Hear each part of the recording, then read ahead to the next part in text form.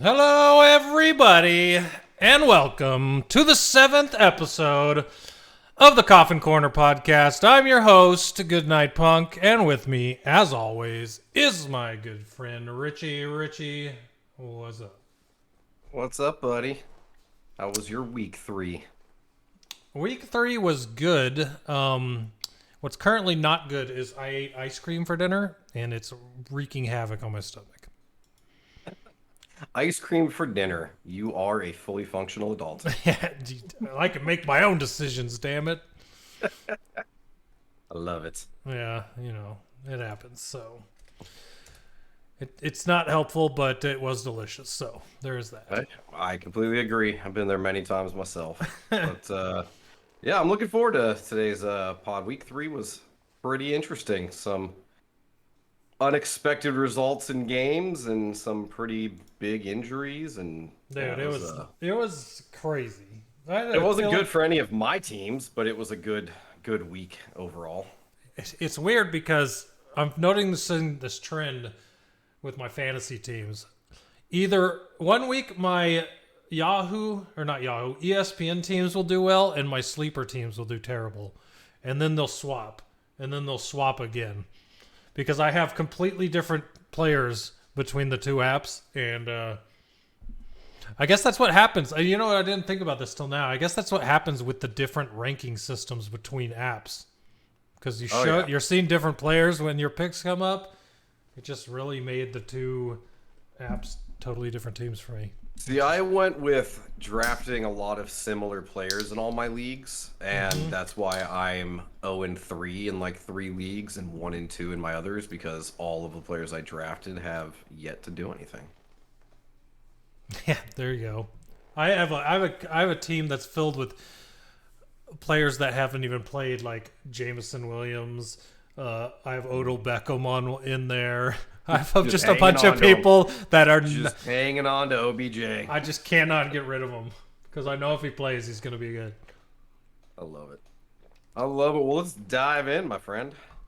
All right, so we're starting off with a thing we do every week called the Top 5. And this week's Top 5, we are doing Top 5 teams below 500. And their best who we think has the best odds to search back, or at least making a case for different teams under 500, because of the fact that there's 32 teams, there's 2 of us, that gives 10 if we're not overlapping. So we'll just talk about 10 teams, I think. I don't know that we have overlap here. So I purposely didn't try and overlap, even though you had some of the ones I wanted to choose. But I tried to go with 5 original ones. So my number 5, I'll go ahead and start. I actually went with the Lions. Surprised you did not have them on there. I left them for you since I put a different team on mine that you weren't going to put on. Which I was absolutely not going to put that team on there. But I think the Lions, I mean, you look at the games they played, they've all been close games. The offense has been scoring points. They've been productive. The defense, Aiden Hutchinson looking legit.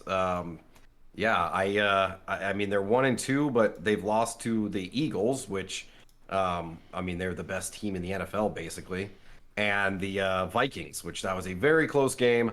Heartbreaker, we'll get into that later. But yeah, I definitely think the Lions playoffs, I don't know, 500, absolutely. I mean, I think they're going to win 8 or 9 games. So I have it up on the screen on the podcast. This is a new feature. I like this. I don't know if you can see it. I've had this feature the entire time. I just have not used it. So I figured since I was going to quote this, I might as well put it up on the screen for everybody out there to see it while we're doing it. But raking out the fancy stuff here in episode 7. If you ever check out statmuse.com, it's a really cool website. But I was using this when I was looking at these bad teams to kind of see where they're at. If you have not seen the Lions offense ranks, it's kind of ridiculous that they're 1-2. They're the second highest scoring offense in the NFL. Their pass rushing is 3rd in the NFL. Passing 19th, but still middle of the road for the NFL. But their rushing is ranked top 10 everything. Points, 3rd in the league. Their offense is crazy good. Now, if their defense could ever get it together, with I think is exactly what's dragging them down, because their opponent's points per game is 31.0 to their 31.7. That's pretty much what's going on here. So I agree with you, and I would definitely have put them on my list if I didn't leave them for you. So, well, I appreciate and it. if you, that was an easy one to include. It literally, I looked up every team's stat page for this listing, and they have the best rankings on offense of all the under 500 teams. It's crazy. So well, and I will say for the defense, like I mentioned, Hutchinson's looking good, and I think Okuda is maybe finally developing into what they thought he'd be when they drafted him 3rd overall. He is actually playing better than Oruwariye, who was supposed to be the number 1 guy. Last week he got 7 defensive interference penalties in the second quarter, I think, or second half. I mean, it was so annoying. Anyways. Yeah, they got to get their crap together. But lot of more football for them to play. So let's see. Who you got at number 5? All right, so I have the Jets actually at number 5, and this is it was surprising to me to see this, right? The New York Jets passing offense is 3rd in the NFL. Did you realize with Joe Flacco that they had the 3rd best passing yards in the NFL? That's crazy to me. I mean, he did have that monster game in week 2, so yeah, I wouldn't expect it though, especially not with Joe Flacco. Oh no, for sure. Brew Crew Bomber says Jamal Williams has been great for my fantasy football teams. Isn't that crazy? They have DeAndre Swift who's going off in fantasy football, and Jamal Williams. So I'm with you, man. Yeah, heck yeah. For the Jets, middle of the road defense, but trending in a good direction. I don't know if you've seen their. That was just based off their last couple games. They look pretty good, and surprisingly, so the last thing I said is surprisingly it might not be a terrible year for them. I don't see them being the worst team. Let's just say that. No, I mean, it all depends on how Zach Wilson plays when he comes back, and he'll be back this week. And I mean, they've got a lot of weapons on offense. I think you're right with the defense. There's still some improvements to be made, but I mean, if Zach Wilson can utilize those weapons and do what Joe Flacco's been doing, or maybe even better, yeah, they're definitely going to be a much better team than the Jets have been in the past couple seasons. And that was a question I had. If Zach Wilson comes in and he doesn't like average the same type of passing that Flacco does, would they ever think to put him back in? That's the funny part. But I bet they would rather him grow and be bad than play to win with Flacco. That's my guess. But yeah, I agree. I think so too. All right, who's your 4? So my number 4, I went with the New England Patriots. Now, Mac Jones is hurt. He might be missing a couple weeks, at least this week, probably more. There's one reason I put this team on here, and that's Bill Belichick. I'm actually looking it up right now because I should have looked this up earlier. Bill Belichick, as a head coach for the Patriots, has finished under 500 twice. Twice? Since 2000. That's That's just going based on, playing the odds. The odds are Bill Belichick will find a way to get them to 500. I don't know how, if Mac Jones is going to miss an extended time, but he just does it. I mean, they've got Ramondre Stevenson, Damian Harris. They've got good running backs. He just always finds a way to get to 500. So I don't think they're going to be that good with Brian Hoyer at quarterback if he has to play an extended period of time. But we'll see. Yeah, if you look at just the stats, right, they're 12th and 13 in pass and rush offense, but 25th for points. So if they can actually turn those yards into points, they might actually start doing better than they have. Yeah. I mean, there's opportunity there. I don't think, especially in that division with the Dolphins and Bills looking so good. And I mean, we'll talk about the Dolphins later, but I just can't count against Bill Belichick with that kind of history. For sure.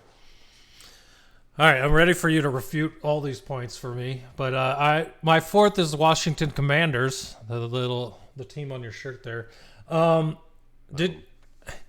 For all those Carson Wentz haters out there, they have the 6th best passing game in the NFL.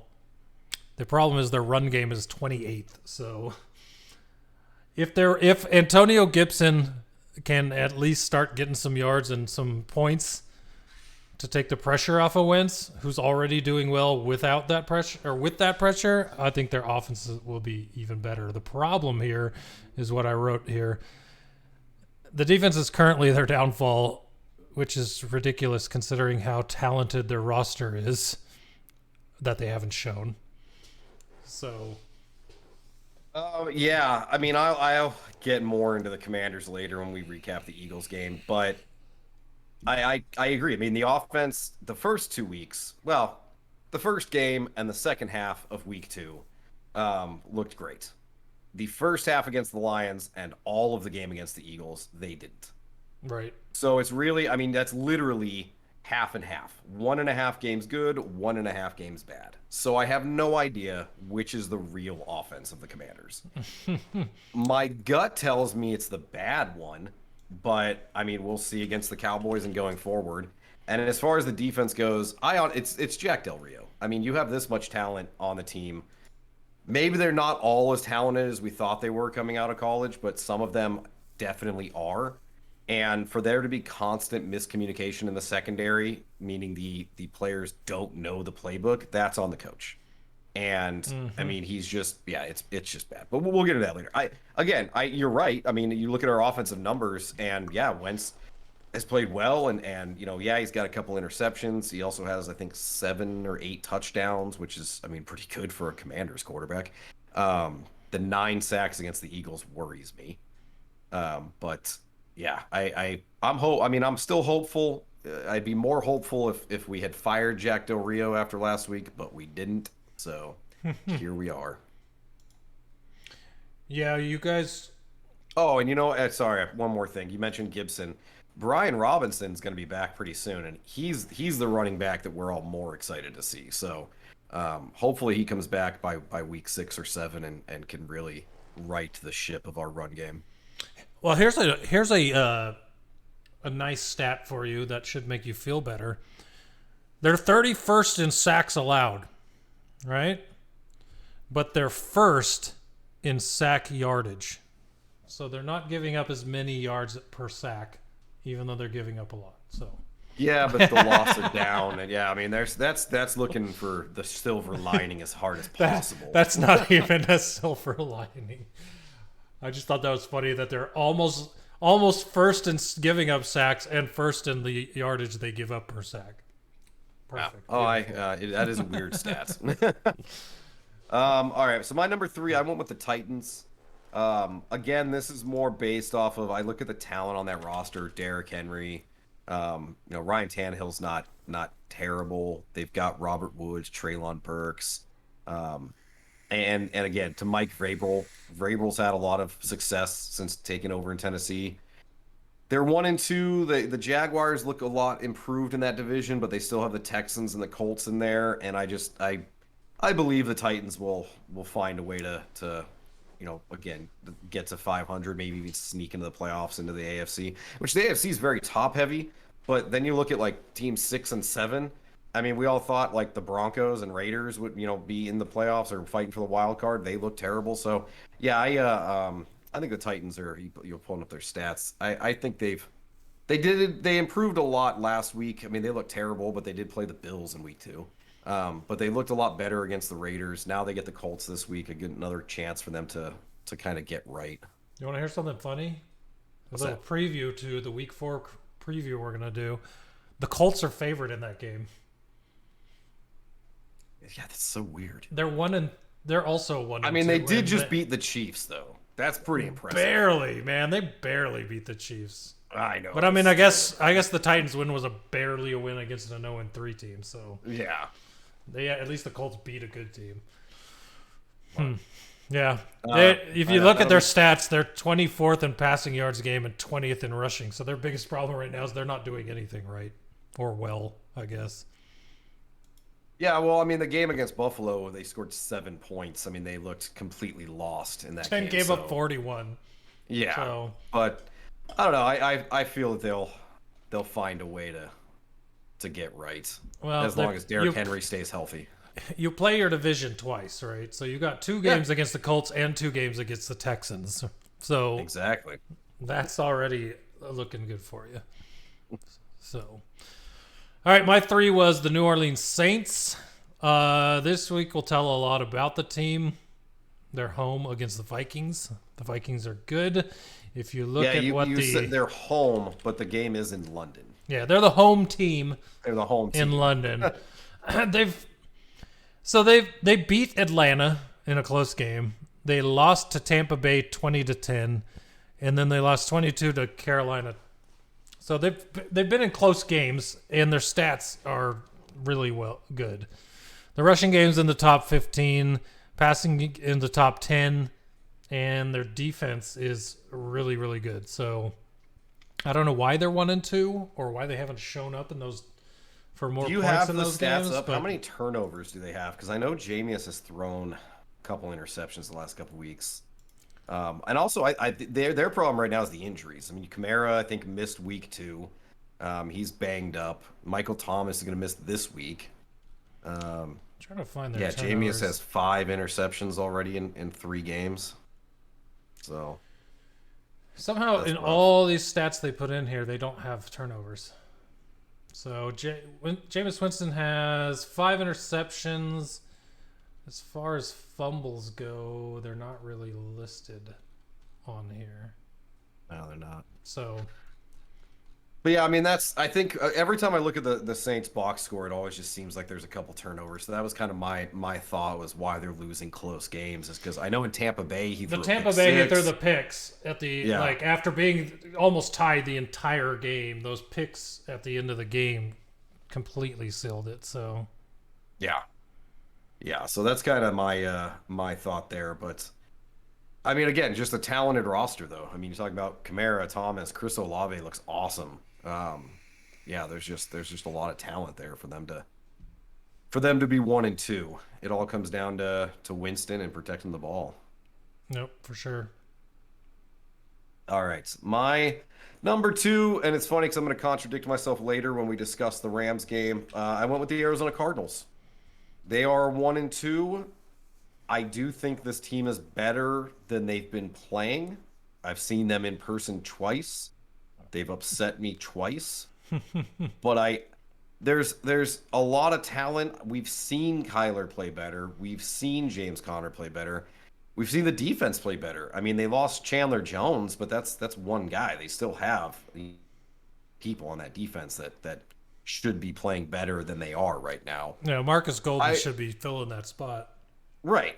So I'll go into it more later when we cover the game, but I do believe the Cardinals will find a way to turn things around. I mean, the division, that Rams game was a lot closer than I expected. The 49ers didn't look as impressive as I thought with Garoppolo on Monday night or Sunday night, and then the Seahawks are just terrible. So I still think that division is winnable. There's still wild card spots up to grabs. I still believe the Cardinals can make it. They've got to do something. This Sunday is going to be a very important game for them. What they need is more consistency at running back. They got Eno Benjamin has almost as many yards as James Conner, which for the amount of money you're paying between those 2 players, you should be getting more. I know Conner's banged up, but even still. Yeah. So. No, I agree. They need more out of Conner. They need more out of Kyler. I mean, they just need more out of everybody. Everybody's playing honestly, like 75%. This is exactly what they need to do to win. Every time Kyler has run the ball or scrambled or made plays with his feet, they've been catching back up and keeping games interesting and scoring. But for whatever reason, the first half of every single game this year, he's stood in the pocket and done nothing the entire first half. And then when they're down by 20, suddenly he's moving around, making plays with his feet, and then they're trying to come back when it's too late. If you just do that from the beginning of the game, there's no issue here. The last couple seasons, he's played, running around, scrambling, played that way to start the year, gets hurt, then he has to stop doing that, and that's when they fall apart in the second half. So Maybe they were just trying to say, all right, let's protect Kyler. I mean, they just pay him way too much money, so they want to protect him. And that's just unfortunately not the way he plays. So you can either be a bad quarterback for the entire year or go back to what you know it works and maybe still be good on the second half. Because if you're just bad the entire year, I don't know what to say to you. So good thing they locked him up for 5 years. Exactly. Now it's looking way worse than I believed in it before. What I've seen at the beginning of this year, I do not. So for people that didn't listen to our first podcast, we got in a pretty heated argument about that contract. And I mean, it's still early. I'm not gonna say told you so, but not looking good. It seems the national media has joined your cause because they have all been lighting him up this week. So, well, he's got a lot to prove on Sunday. A lot of people saying maybe he should have been studying. Well, that's a gimme. I mean, that's obvious. Maybe that should have stayed in his contract. All right, the Los Angeles Chargers are my number 2 team. Yeah, I wanted to put this one on my list, and you already filled yours out, so I had to go elsewhere. So 6th in passing yards a game, 7th in passing attempts in the NFL. Big problem here because they have Austin Eckler, and that guy their rushing is 32nd in the NFL. So if they can get Eckler to start moving the ball and you make it so they can spread the field, then I think that offense is going to be fine. Because the defensive ranks are really good. They have a good defense, but they're giving up too many points, probably because they're on the field a long time. So, I mean, talk about a team that is missing a lot of its stars. Keenan Allen's missed multiple games. Justin Herbert got speared in week 2. I think Joey Bosa is on IR right now. I mean, they're just like, that is a too good of a team to be 1-2. Mm-hmm. But yeah, I mean, here we are. And I definitely think, Eckler, the running game is it hurts me because, again, I love Eckler. I took him in one of my fantasy leagues and yeah, it's just breaking my heart. But he has been catching the ball, so that's good. But hopefully, Keenan Allen can get healthy. The defense can kind of right the ship. And now they played the Jaguars last week. I know they beat the Raiders. Who's the other team they lost to? I'm blanking on it. Chiefs, first game, right? Oh, that was week 2. Okay. So you lost to the Chiefs and the Jaguars. The Chiefs, obviously. The Jaguars look so much better than anybody expected. I mean, I think the Chargers are also just in a tough spot of the schedule. But yeah, I wanted to include them. I have a lot of faith in the Chargers. Love Justin Herbert. Love Keenan Allen. And yeah, I think they're still going to compete for that division, I think. Yeah. And think if Herbert's 6th in the league with 910 passing yards without Keenan Allen, that's pretty damn good. So, yeah, absolutely.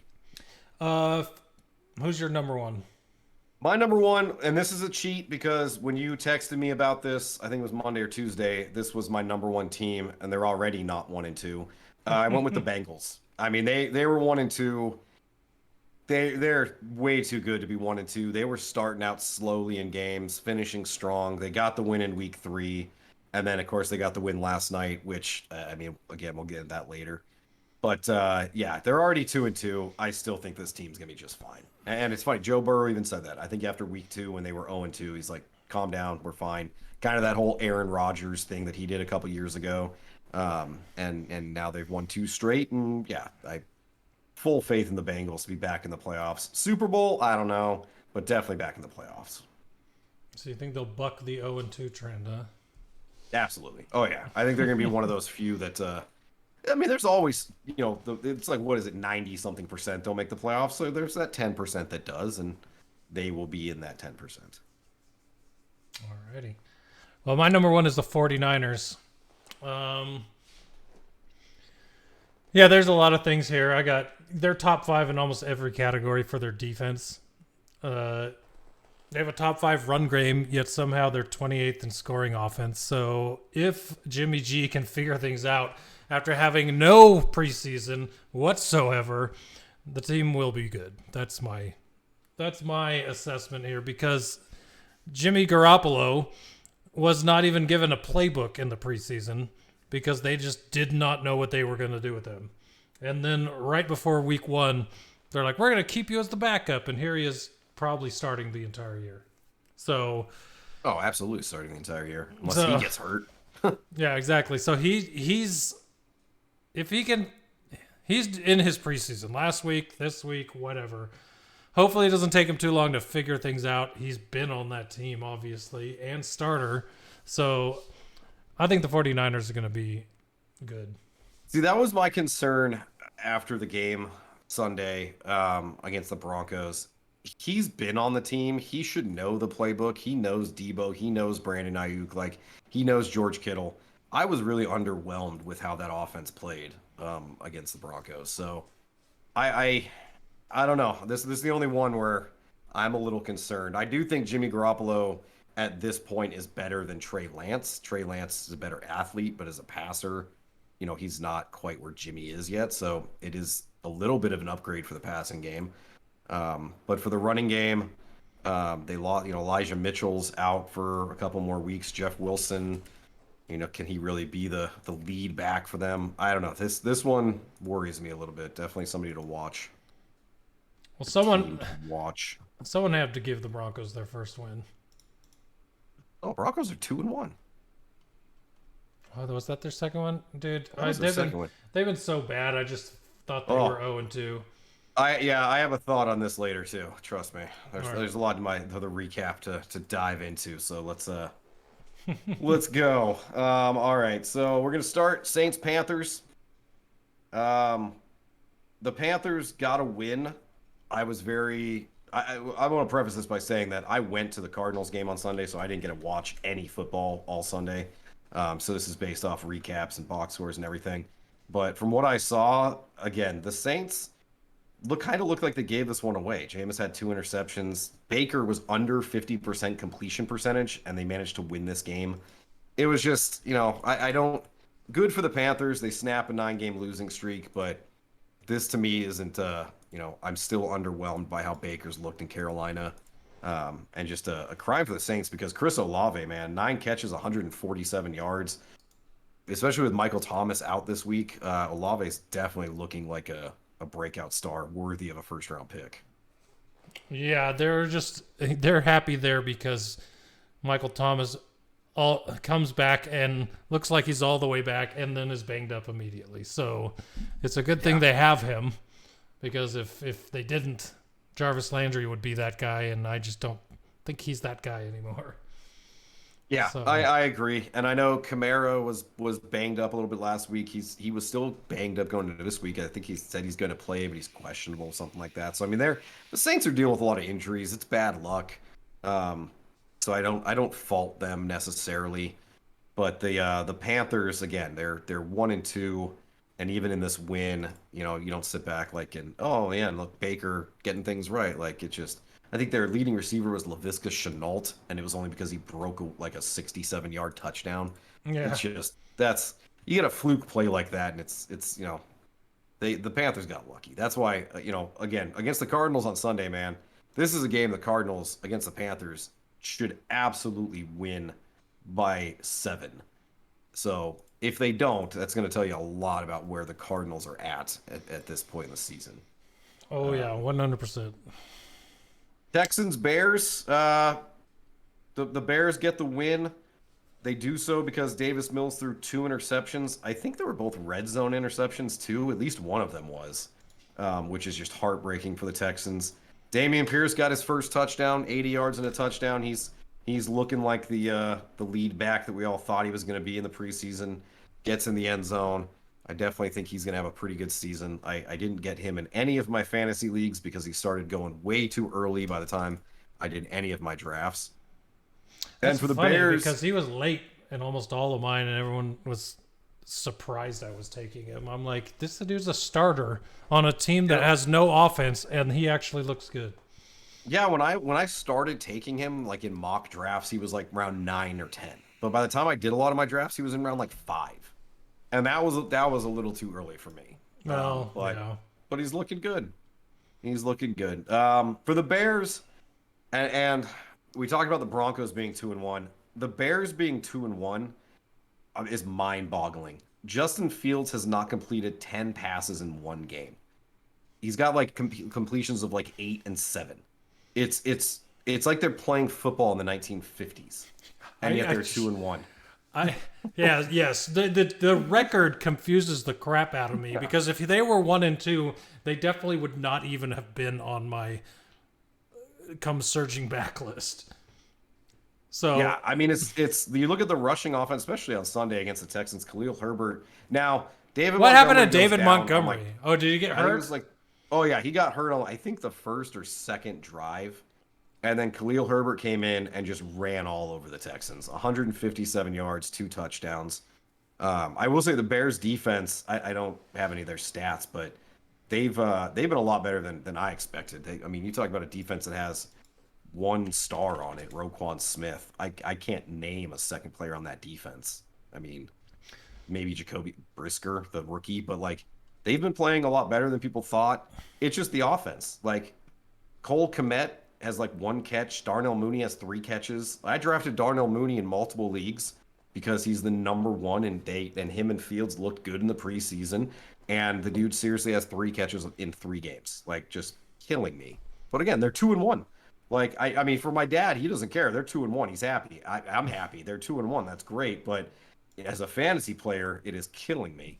Yeah, that's the most telling thing. Darnell Mooney, 4 catches for 11 yards on the season. 11 yards? Yes, 4 catches. Okay, on so 4 he's one better than I catches? thought. That's crazy. Yes. And that's the thing that's killing me. I mean, And it's literally like watching football in the 50s. I think Fields drops back to and his completion percentage isn't bad because they're only dropping him back like 14 times a game.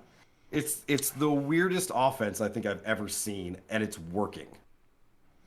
I wanted to think Fields was doing terrible, and his completion percentage isn't great. It's 50%, but he's 2 to 4 touchdown to interceptions, which isn't as bad as I would think when Darnell Mooney has 4 catches. So that's Right. crazy to me. And that's just the weirdest thing that they've got their best player, they're not getting him involved. They're running and against the Texans, what is the Bears rushing offense in the league? You're the stat guy. I'm just curious to see where they rank. Their rushing offense is ranked 2nd in yards, and yards per game they're ranked second as well with 187. Yeah, I mean and it's working. That's the mind-boggling thing is that they're 2-1 and it's working, and I can't explain it in 2022 when you have teams rushing for 30 yards a game and their leading rushers are the quarterbacks. I mean, the Bears are literally playing old school football. When the defensive lines are built like brick walls.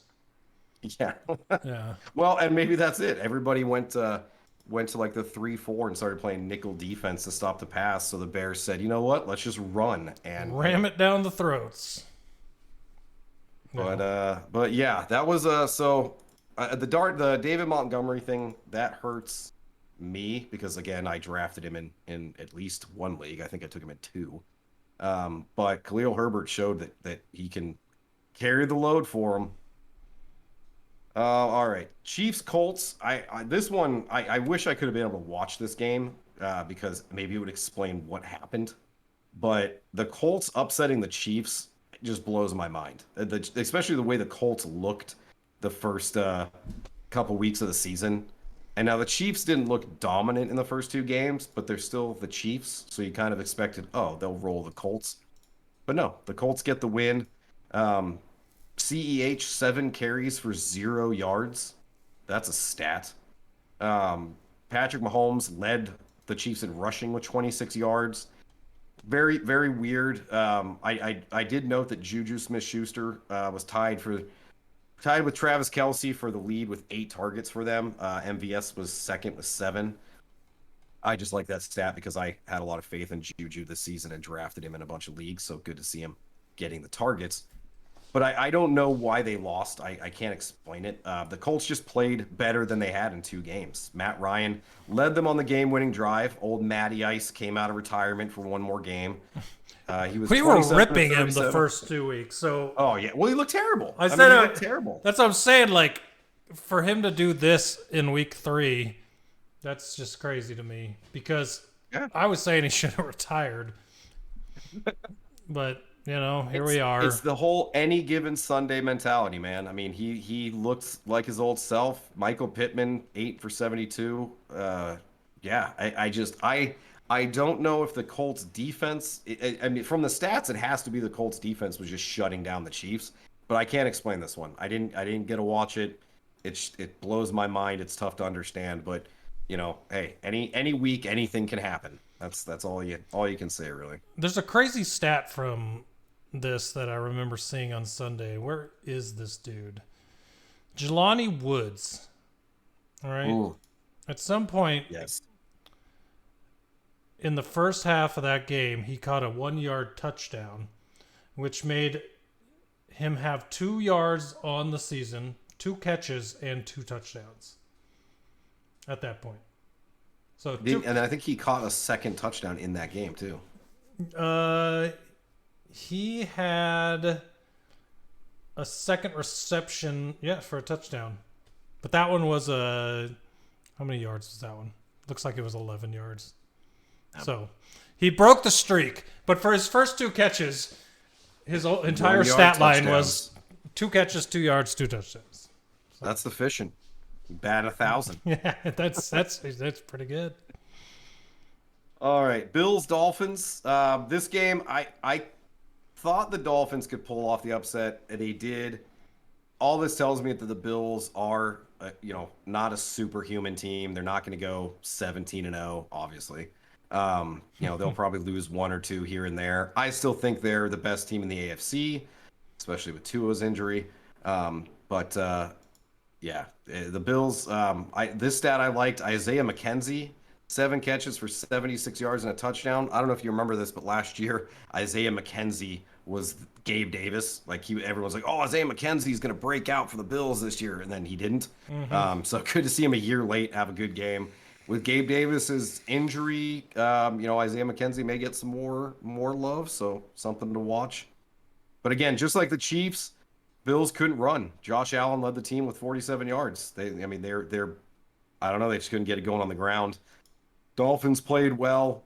Got to talk about the butt punt. I was about to say the most important part. Yes. Their punter punting it into Trent Sherfield. Yes, right in the butt. Who pops up? Goes who was out the original? Back of the end zone. Who was the original? Mark Sanchez. That's what I thought. Mark Sanchez. It was him. He was the tweet I saw that said, "Stop invading my territory." Yes, love it. I love when he. And then we'll talk about Orlovsky later, but I love that they can laugh about this stuff. But yeah, what a ridiculous play. Dolphins also couldn't run the ball. I guess just a theme. But Chicago is the only team that can run. I guess everybody else just gives up. But this stat, Raheem Mostert out-carried Chase Edmonds 8-6. I thought that was pretty interesting. Not a lot of carries either way. Chase total Edmonds of 41 yards rushing in the game. That's not. I guess when you're that efficient of a passing team, I guess that doesn't matter too much. But the problem is now going forward, can those guys get yards? You look at this game, I think for me, the thing that stood out was the defenses were a lot more impressive. I thought this was going to be a shootout. I thought this was going to be like the Baltimore Jets game from a couple weeks ago. It was like 38-35, or Baltimore-Miami, sorry. No. I thought that was what happened, but this was both defenses kind of stepping up, a little more impressive. I'm sure you saw the gif of the Bills offensive coordinator destroying his coaching booth in the game. Yes. Dolphins defense, very impressive. There's one other thing from this game that would be remiss not to talk about, and that is the thing I text you right after it happened with Tua. Oh, yes. First half, gets slammed down, his head whips into the ground. He's holding his on to his head. He gets up, starts walking, walks about 10 yards, and then it's like his knees buckled and it gave out on him, went down to his knees. It was all the telltale any person watching their television could say, or has ever played in like a contact sport, can be like, that guy's bell is rung. Like there's no reason for you to fall over like that unless your equilibrium is off, and his completely was. And for them to say after the game that it was a back injury makes no sense, because at no point did he even touch or go near his back. I'm pretty sure he had a concussion. I'm just saying. So, and for him to come back in the second half of that game itself is crazy to me. Yeah. The thing that really... There's two ways to kind of look at it. One, me looking at it, that dude clearly was concussed. I mean, he just, the way he was acting, what happened, clearly looked like he had a concussion. But the Dolphins, they did have an independent doctor review him, and he wasn't showing symptoms. So per the NFL's rule books, it's okay, well, he doesn't have a concussion. The problem is concussion symptoms can show up later. Like, it's not always immediate. Like this, should have passed the eyeball test. Like that should have been one where the NFL, the referee said, you know what? No, that was like, you can't collapse and fall to your knees on the field and then be fine 10 minutes later to start taking hits again. There can never be a more obvious situation where it's like, at least take this game off. In someone's eye. You follow the light. Oh, you're fine. No, he's not. Like, I don't care what the doctor say. He's not fine. He wasn't fine then. He's got to come out. That's just, it's just mind-boggling. And then for him to be cleared to play 4 days later and then get hit again last night, and we'll talk about this when we cover last night's game, but I mean, just just a ridiculous clown show the Dolphins look like right now, which really sucks, because on the field they've been playing well and they look very impressive, but this whole thing with Tua is like, what is that front office doing? And then you throw in the Brian Flores tanking stuff, and I mean, just what a mess. You remember Emmanuel Acho? I know Sam Acho was a Cardinal, but Emmanuel Acho, I believe his brother, after the NFL, I really respect that guy. I've seen a lot of his like public speaking and a lot of the just all the content he makes. I love listening to Emmanuel Acho. Well, he did a TikTok after the game talking about his own experience with concussions and the protocols that are in place to keep you, to figure out if you're concussed. And he's like, there's no way in hell that he was not. And whether he was or wasn't, they wanted him in the game. They had to have. Because there's no reason he should have been in that game. And he was pissed. Emmanuel Acho was pissed. Like, I want to go find his TikTok after last night and see what he's saying, because, I don't know, man. No. It's crazy. No, I completely agree. But we'll talk about last night a bit more later. So we'll dive in. Eagles, Commanders. Jalen Hurts, I mean, everyone's talking about he's the MVP leader right now. Yeah, he is. I think him and Lamar Jackson are pretty close, but I think Hurts is definitely the favorite right now. 22 for 35, 340 yards, 3 touchdowns. Devontae Smith, 8 for 169 and a touchdown. And why does Devontae Smith sound familiar, Dan? Did we talk about him last week? Hey, that was the guy I said. I'm like, you know what? If I'm going to pick a random player that'll probably do well this week, it's probably going to be Devonta Smith. Heck yeah. And he went off about the Commanders. I want to give you a shout out for that, because that's pretty impressive. That dude had a monster game against our woefully unprepared defense. And what did A.J. Brown do in that game? Because I remember I was thinking that they were going to do their best. I think it was like 70 yards and a touchdown. He did pretty well too. I thought that they were going to like do everything they could to stop him, because he was the one guy they always guard. Or they always throw to on that Eagles team. Yeah. Wow. Our defense couldn't stop him anyways. Yeah. Eagles 3-0, only undefeated team left. Clearly the best team in the NFC. Just good for them. I mean, Jalen Hurts, I don't think anybody expected him to develop to this level, being a second round pick, but good for them. As a Commanders fan, I hate it, but whatever. Speaking of the Commanders, Ron Rivera is officially on the hot seat. I love the guy. I love him as a human being, as a leader. But the problem is he is in year 3 of a rebuild, and he is losing the the ability to make excuses of, oh, the players are young or they're learning the playbook and blah blah blah. It's like, no, dude, this is year 3. Like he got a lot of heat because we had injuries in the secondary. He went out and picked up like an undrafted free agent to start, like a guy that literally was like no starting experience, throws him in as our third corner. And his excuse was, well, we've got young players and we want to see what they're made of. Yeah, but this is year 3. You should be trying to win games at this point. You should be picking up experienced veterans to try and win games. Yeah, that dude is not going to just suddenly be on your roster as a part of your team going forward when 31 other teams were like, nope, not good enough. I mean, it works in Madden when I find, the hidden development players as free agents, but it's not in real life, buddy. Unfortunately, you can't in real life look at someone's stats on their chest to figure out if they have hidden development. So I wish you could. It would make life so much easier. Yes, exactly. 9 sacks of Carson Wentz. I think part of that is the Eagles really hated the guy, and on it, like they were just motivated to get to him. And our offensive line, we did have some injuries. We lost our starting center in week 2, so we were starting a new center week 3. That messed up a lot of the protection calls. Just sucked. I mean, it was just painful to watch. Terry McLaurin over 100 yards.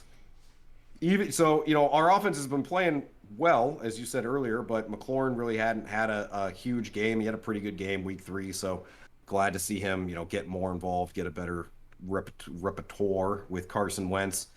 But the big problem is our defense. Our defense has way too much talent, or at least players that should be talented, to be playing this poorly, and that all goes back to Jack Del Rio. I said it last week, the guy needs to be fired. I have no idea why he's still employed, because our defense has been this bad the past 2 years. And at what point does Ron Rivera hold somebody accountable? At what point does he say, you know what, the defense is bad. I wonder what the problem is. Oh, I bet it's the coach. Like, Jonathan Allen is fantastic. Chase Young's hurt. He'll be back hopefully soon. Kendall Fuller, Cameron Curl, Cole Holcomb, Montez Sweat, Deron Payne. Like, there is a lot of talent, and Jamin Davis is even starting. Derek Forrest guy is really good too. Derek Forrest, yeah. So it's like there's a lot of talent, but every play, and I noticed this when I watched the Lions game. I didn't get to watch this game, but I watched the Lions game, and there were too many instances in the secondary of defenders not knowing who they're supposed to cover. So you just get a bunch of people running around wide open. That's on coaching. That's not being prepared.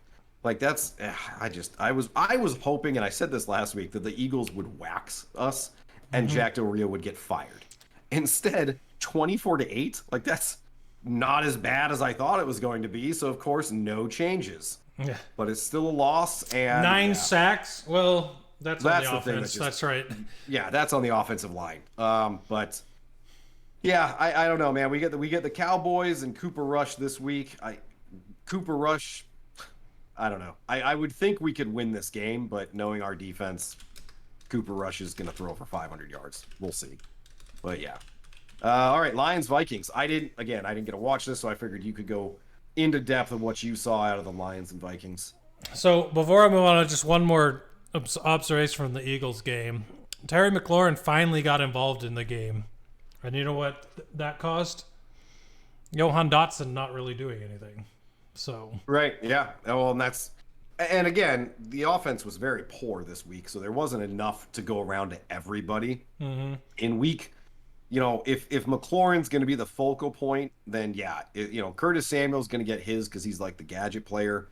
Dotson may get 3 or 4 catches, but this is not an offense that's going to support 3 receivers. And everyone, this isn't the Cardinals a couple of years ago. We had 3 1,000-yard receivers. Like that's not going to happen. My hope is that Dotson can still be that red zone weapon to catch touchdowns because that guy has amazing hands, great catches.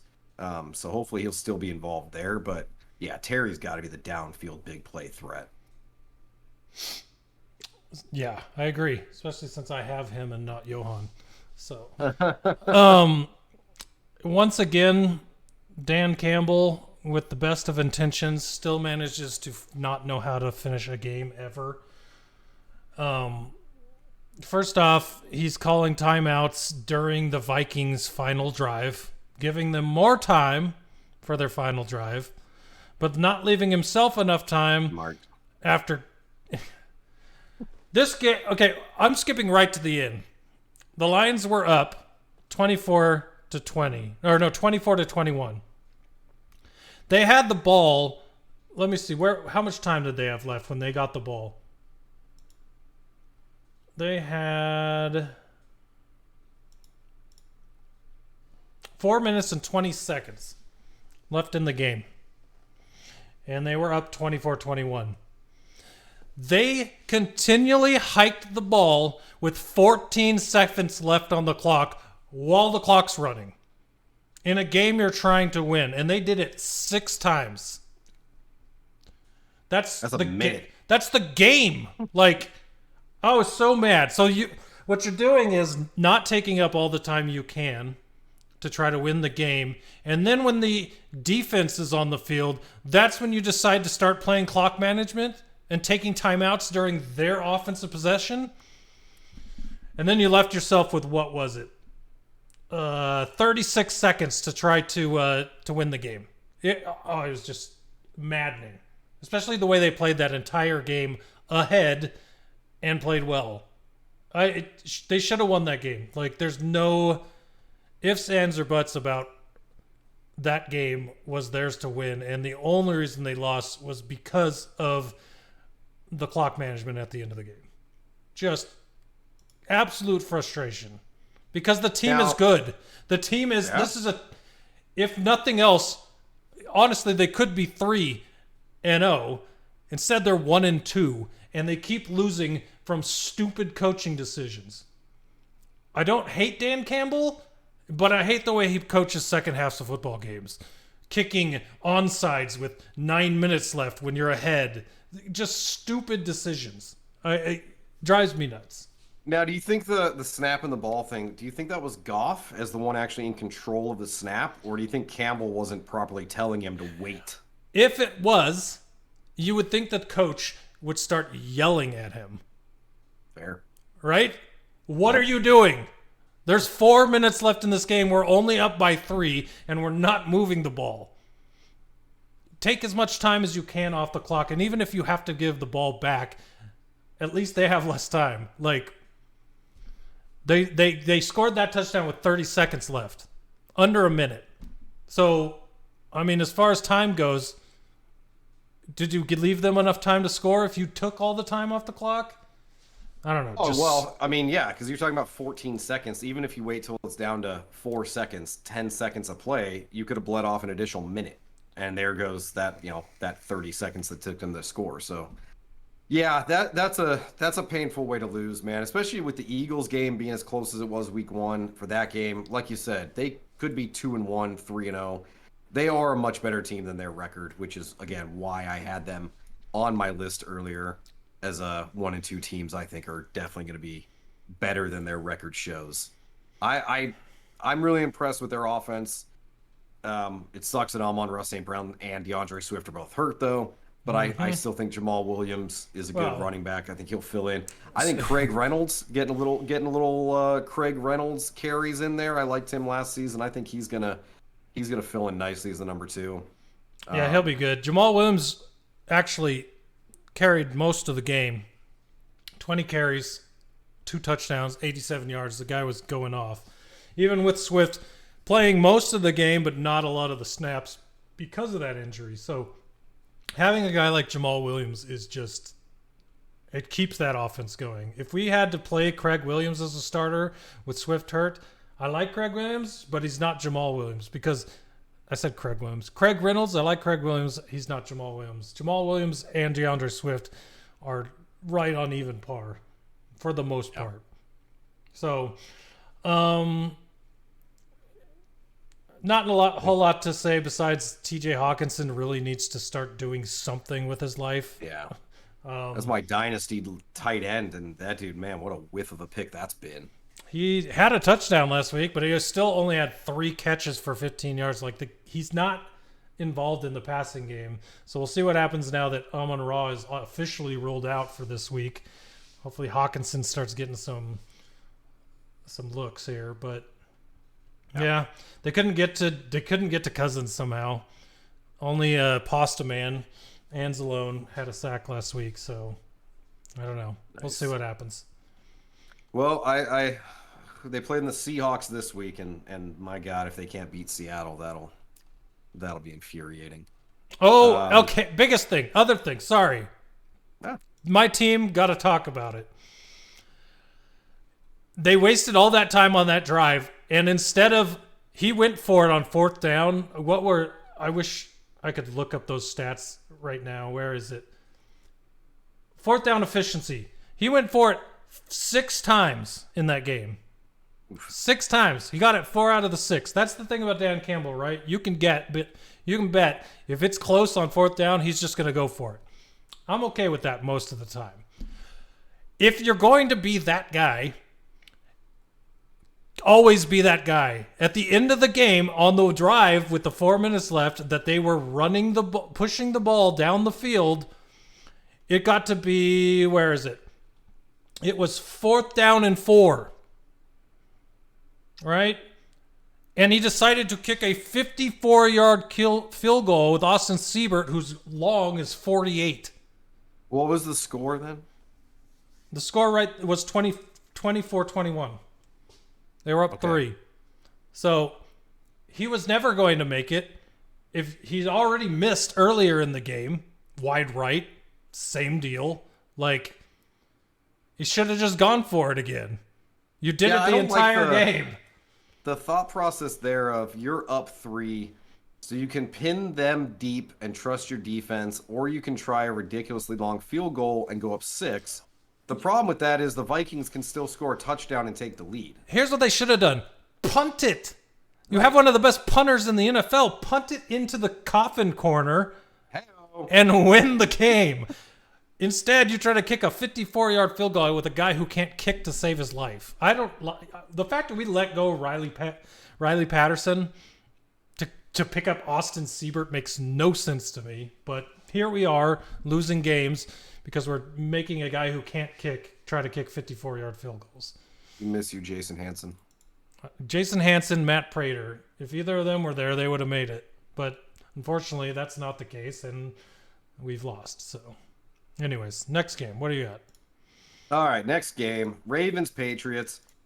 So I put Lamar Jackson. I know Jalen Hurts is the forerunner for MVP. I think Lamar Jackson's pretty close second. That dude is playing very, very well. A lot of people thought with the contract issue that he wasn't going to run as much because he wanted to protect himself from injury. But he had over 100 yards rushing in this game, just like last week. I think he did last week too. But 218 yards, 4 passing touchdowns, 107 rushing yards and a touchdown. Playing great. They're playing. They've got. Well, I think they're 2-1. They've got 1 loss to Miami. So Ravens are looking good. Their defense isn't looking very good. I mean, the Patriots put up a bunch of points on them too. So I mean, that defense for Baltimore is nowhere near as scary as it used to be. But I'm happy J.K. Dobbins officially back last week. Didn't do a whole lot, which is fine. It was his first game back after his ACL tear last year, but just good to see him back, and hopefully he'll continue to get better, get more involved. The Patriots, I definitely didn't expect them to put up that many points against Baltimore. Good for them. In fact, they might have had a chance to win this game if Mac Jones hadn't thrown 3 interceptions. Did he break his leg, too? Pretty ugly. High ankle sprain. Dude, which is funny. They call it a high ankle sprain. Yeah, they thought it was a break, but they said it's a high ankle sprain. That's crazy. And then they said, oh, he might play this week. And then like an hour later, like, just kidding, he's out. I don't know. But Devontae Parker. Yeah, I was about to say, Devontae.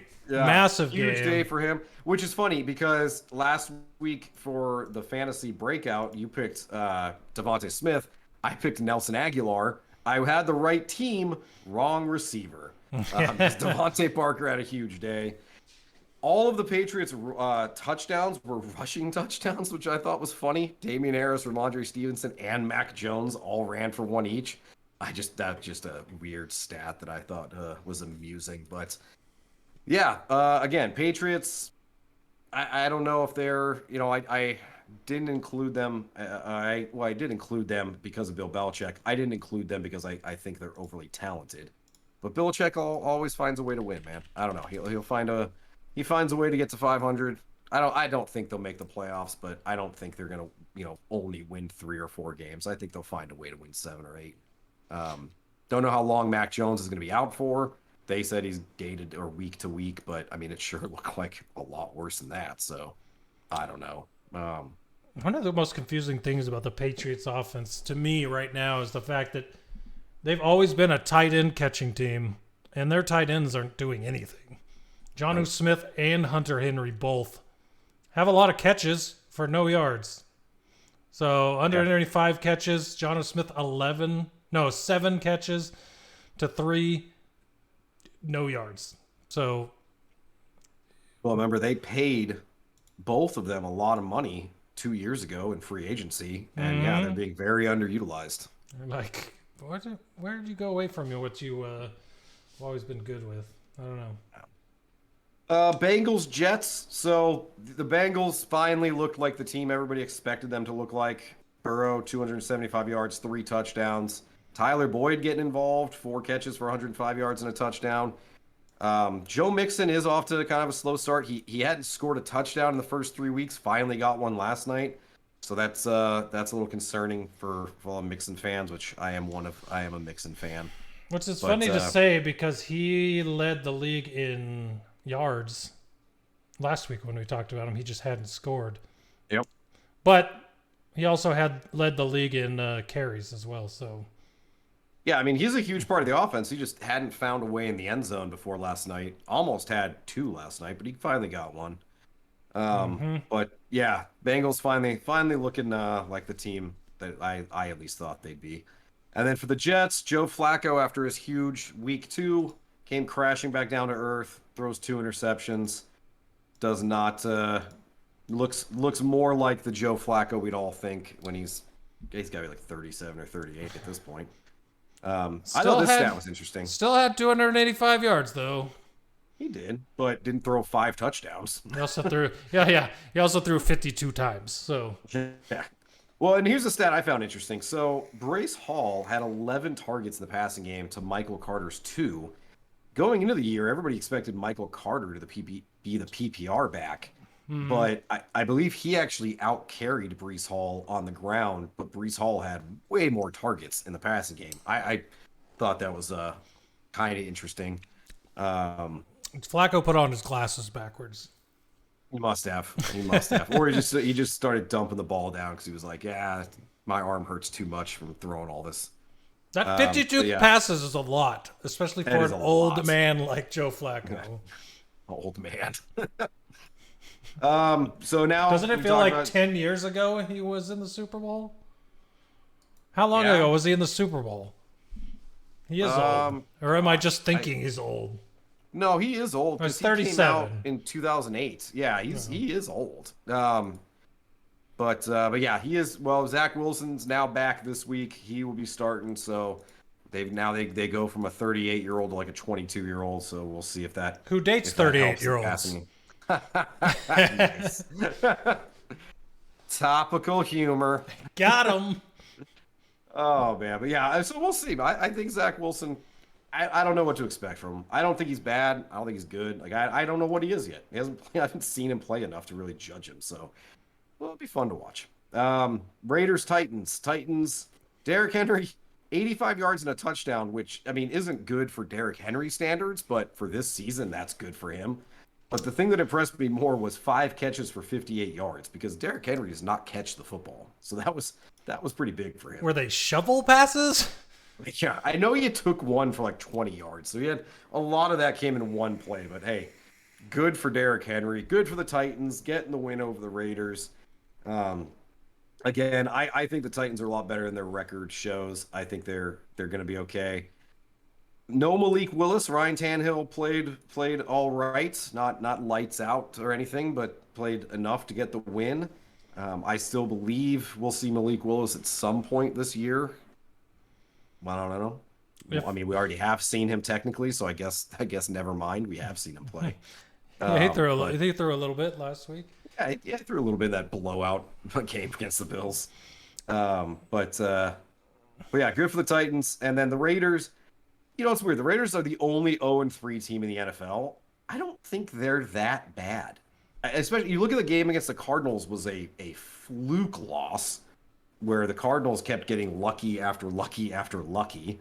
Um, and then they Oh. played the Chargers week 1, which Chargers are a better team. And then they played the Titans. Titans are a good team. I think the Raiders aren't as bad. You think 0-3, and you think like the Seahawks should be 0-3. The Texans should be 0-3. I think the Raiders should be 0-3. It's very weird to me. But they are. So what are you gonna do about it? Mac Hollins, 8 catches for 158 yards and a touchdown. That's pretty cool. Good for him. I've heard that name before. The real question is why? What is going on with Devontae? Well, and you know what's weird is I thought everything I've heard is people say, "Oh, Derek Carr's not throwing to him. He's not throwing to him." Devontae Adams had 10 targets in that game. He only caught 5. He leads the team with 34 targets. So Yeah. what is going on with him? Derek Carr is looking at him. He's just not getting the ball to him ever since week 1. I have no idea. So very, very weird. But I think that's what will help fix the Raiders is getting Devontae Adams more involved. Just very, very odd that after week 1 when he was super involved, and now the last 2 games they just haven't been able to be on the same page. But now He Hunter must be Renfro's out getting- this week. They must be putting two people on him and just covering the crap out of them, and it's working for the teams playing them because he's not kept making those catches. He's got to be like trying to catch through traffic and not getting them. Yeah, I agree. I think the Raiders will get a win. I think it's actually going to come this week too. But moving on, Jaguars Chargers. I didn't coin this, but I love it. The Swagwires. The Jaguars look freaking awesome, man. They're 2-1 because they lost to Washington in week 1, but the last 2 weeks they've won and beaten the Chargers. They dominated the Chargers and looked great doing it. Trevor Lawrence finally looking like a number 1 overall pick. 28 of 39, 262 yards and 3 touchdowns.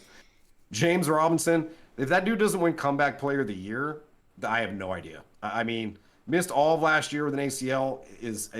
I don't know where he ranks in the NFL in yardage, but he is having off to a great start. Christian Kirk, people joked about the contract. He's worth it. I mean, he's earning it. That's for sure. He's absolutely earning it, and it's killing me because the Cardinals, especially right now, need receivers. That dude's looking good. So yeah, the Jaguars, and then the defense. I talked about this, I think, in our first podcast. Their defense looked a lot better this season, going into this season than it has, and that's off to they're doing pretty well too. I don't know their rankings, but I mean, you're talking about shutting down the Chargers with all the weapons they have. That's pretty impressive. Their defense, they have the rankings. They have the 4th best offensive points per game or opponent points per game defense. They're holding their They're holding their opponents to 12.7 points a game, which is 4th in the league. They have the 1st rushing defense as far as yards per game go. And their passing isn't as great. It's 20th. But, I mean, you combine the two. If your rushing defense is that good, they're going to be throwing it a lot, which means it's going to be a lot harder for your pass defense to also be number 1. So their defense is tearing it up right now. Yeah, absolutely. Absolutely. Very impressed with the Jaguars. Good for them. I mean, that's a team that, has struggled for a while, so it's awesome to see them turn their fortune around. And then for the Chargers, I mean, it's a combination of things. The injuries, the running game. I don't know where Austin Eckler is. Keenan Allen missing time. It's just, we talked about it earlier. They're a lot better than a 1-2 team. I still think they're going to be able to bounce back. And they play the Jaguars. The Jaguars are very good. So I don't fault them for losing that game. You could talk about should Herbert have been playing. Everybody said he looked fine. Again, I didn't get to watch it, so I don't know if he looked fine. But the way that dude got hit in week 2, I thought he should have sat out at least one game. But, here we are. And then Rams Cardinals, Sean McVay. Well, okay, sorry. One last thing. With Herbert coming, you just said he should have sat out, right? Yeah. And that would have made sense, but he didn't. So you would have thought that they would have ran the ball a lot more to try to keep him from taking hits. And instead, they ran the ball 12 times in that game. My guess is they got behind early 12. and had to throw. That's my guess. Again, I didn't get to watch it. 13-0 is how the game started before they scored to make it 13-7. Then it was 16-7 at halftime. So, I mean, they like... weren't down by that much. But they were down 13-0, and I'm sure. And then, again, they were probably trying to run early, couldn't, and said, screw it, we'll just start throwing. Like you mentioned with the Jaguars' defense. Like, well, we can't run on them, so let's just throw the ball. But luckily, Austin Eckler did have 8 catches for 48 yards, which is, something in fantasy football. But hopefully he gets back on track against the Texans this week. You said something about Sean McVay? Yeah, so Sean McVay, since joining the Rams in 2017, has won 11 of 12 against Arizona. That is just painful. I mean, that hurts as a Cardinals fan. It's never fun when you have a divisional rival who's just dominating you for years on end. And it's become like automatic at this point. Like, oh, Rams, Cardinals? Yeah, Cardinals are going to lose. I don't know. Sean McVay either knows how to pick apart our defense, or he knows what Cliff Kingsbury's thinking, but man, he just straight up demolishes Arizona. That wouldn't be so really bad. Impressed. That wouldn't be so bad if the thought was, if we're playing in Los Angeles, okay, they'll probably beat us. But at home, we have a chance. And the biggest problem for the Cardinals right now is they've lost 8 home games in a row. Yeah, we can't win at home either. Can't win a game. You remember a time when being in the Cardinals stadium was one of the biggest advantages in the NFL because A, it was so loud, and B, they just didn't lose at home, and now they just cannot find a way to win at home. Me and my dad talked about that after the game. We used to go to Cardinals games and straight up lose our voice by the third quarter because we'd be screaming. And you'd be hoarse, and we'd have cough drops on us because we were just like... They led the league in false starts because of the crowd being so loud. Like, it was always an advantage, and now it's nothing. Yeah, now you sit there and it's like, yeah, they don't give you... And there's no moment where you feel like the game can turn. On defense, it's not within 3, and we got to stop the other team, or, the offense is driving. Like, they've always seemed to be out of it. And so you're just like sitting there like, well, why am I going to stand up and yell and scream when we're down by 14? Yeah. Like, it's very frustrating. I don't know what can be done, but the Rams, being there, I wasn't really impressed by them. They didn't blow out the Arizona. They just kept picking them apart. Like the defense just constantly could not get off the field. The Rams just did just enough to win the game. I say they had a chance that entire game to do something to take the game. It never felt like they had a chance. Like, mathematically they had a chance, but watching the Cardinals, you're like, no, there's no chance. They're not doing anything. They're within enough points. And then the final drive, I remember this. It was a 2-score game on the final drive. The Cardinals got the ball, I think, with like 6 minutes left, something like that. They had no sense of urgency, starting deep in their own territory, slowly, methodically driving down the field, just wasting time off the clock. 17 plays. 17 plays for 84 yards. It's a 2-score game, and you're acting like you have the lead. Like they were in their 4-minute offense. Like it was so frustrating. And the end of that game, they kicked the field goal to try to get the ball back to go score a touchdown to win the game, right? Yes. They took 17 plays and 5 minutes and 32 seconds to take those 17 plays to kick a field goal with 1 minute and 7 left to leave it to a onside kick. Yep. It was confusing. I'm so tired of listening to Cliff Kingsbury in the post interview talk about how they need to practice better. I'm like, well, maybe don't sit all your players in the preseason then, Cliff. Exactly. I'm like, maybe you should have practiced more before the season started. Yeah. That would have made more sense to me. The fact that we didn't know what we were going to get out of Hollywood Brown until the first game of the season because he did not play a down for Arizona until the first week of the season makes no sense to me. Yeah. What a frustrating... The other thing about that last drive, when they kicked the field goal, it was 4th and 4. And they went for the field goal instead of going for a first down. Mathematically, I'm guessing it said, oh, you have better odds of getting a field goal and an onside kick and then a touchdown rather than getting 4 yards. We had already completed. I just looked it up. They converted a 4th and 7 on that drive. So you trust your kicking team to get an onside kick more than you trust your offense to get 4 yards? How can you explain that to me? Like, you have more faith in your hands team than you do your offense. I hated that call. And here's the other part to that, right? So you kick, you get the 4 yards, and you go and score a touchdown. It seems to me that the odds are better with low amounts of time for you to get an onside if you do get it. Then you don't have to go very far because you're already at midfield. Matt Prater is an amazing kicker with 60-yard field goals under his belt.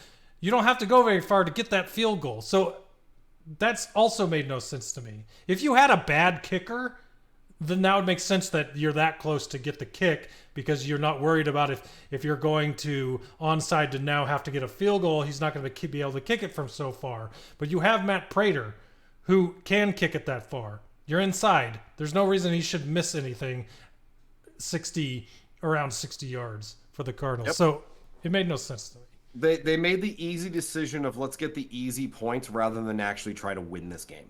And that's it. Just terrible. No running game in that game either. They've got a lot of injuries to wide receivers. You talk Hollywood Brown had 17 targets. I mean, that's crazy. He caught 14 of them too, which was pretty impressive. Did great for my fantasy team. I finally put him in last week, and that happened. So, but these are the stats. I looked this up because watching the defense twice now in person and just feeling like they are not doing anything. I actually wanted to look up their stats. So these are the only stats I looked up. You've been looking them up all podcast. But the Cardinals are last in the NFL in sacks with 2. They have not picked off a ball yet. They have the 3rd worst completion percentage. The defense does. So opposing quarterbacks are third best. The defense has given up the 2nd most yards, and they have the worst passer rating to opposing quarterbacks. So all around, our defense is not getting sacks, not forcing turnovers, and quarterbacks are just picking us apart. That's awful, man. I like that. What can be done about that? Like, I know, again, we lost Chandler Jones. Well, we still have J.J. Watt. We still have Marcus Golden. We still have Zach Allen. You have Isaiah Simmons. You have Zaven Collins. Like, you've drafted players it's like Washington. You have talent on the defense. Where are the results?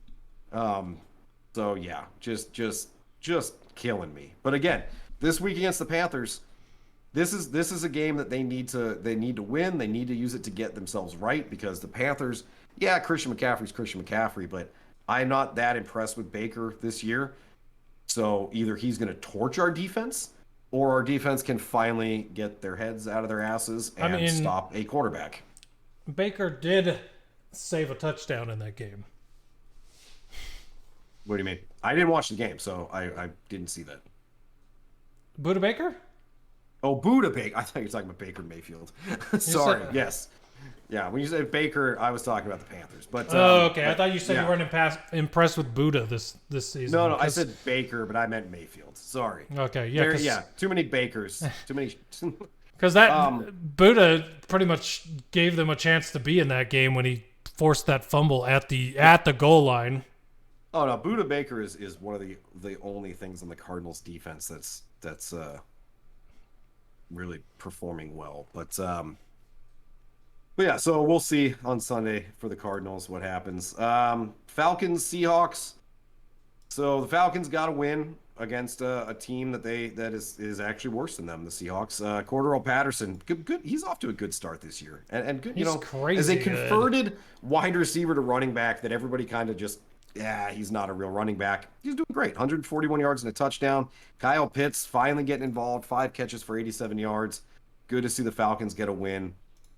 Geno Smith for the Seahawks. He's putting up much better numbers than I expected. I didn't think he'd 32 of 44 is great, but 325 yards and 2 touchdowns. I mean, that's, and then I week 1 he had a good game, but I still think the Seahawks aren't a very good team. But Geno Smith is a lot better than I expected him to be. And I did not expect very much at all. So, no, usually a bad quarterback on a bad Jets team going to another team that's expected to be bad, you expect them to play like they did before. Well, somehow he's doing way better than I remember him playing. So, Oh yeah, and it makes me wish I didn't pass on DK Metcalf because he might still have himself a good season. yeah.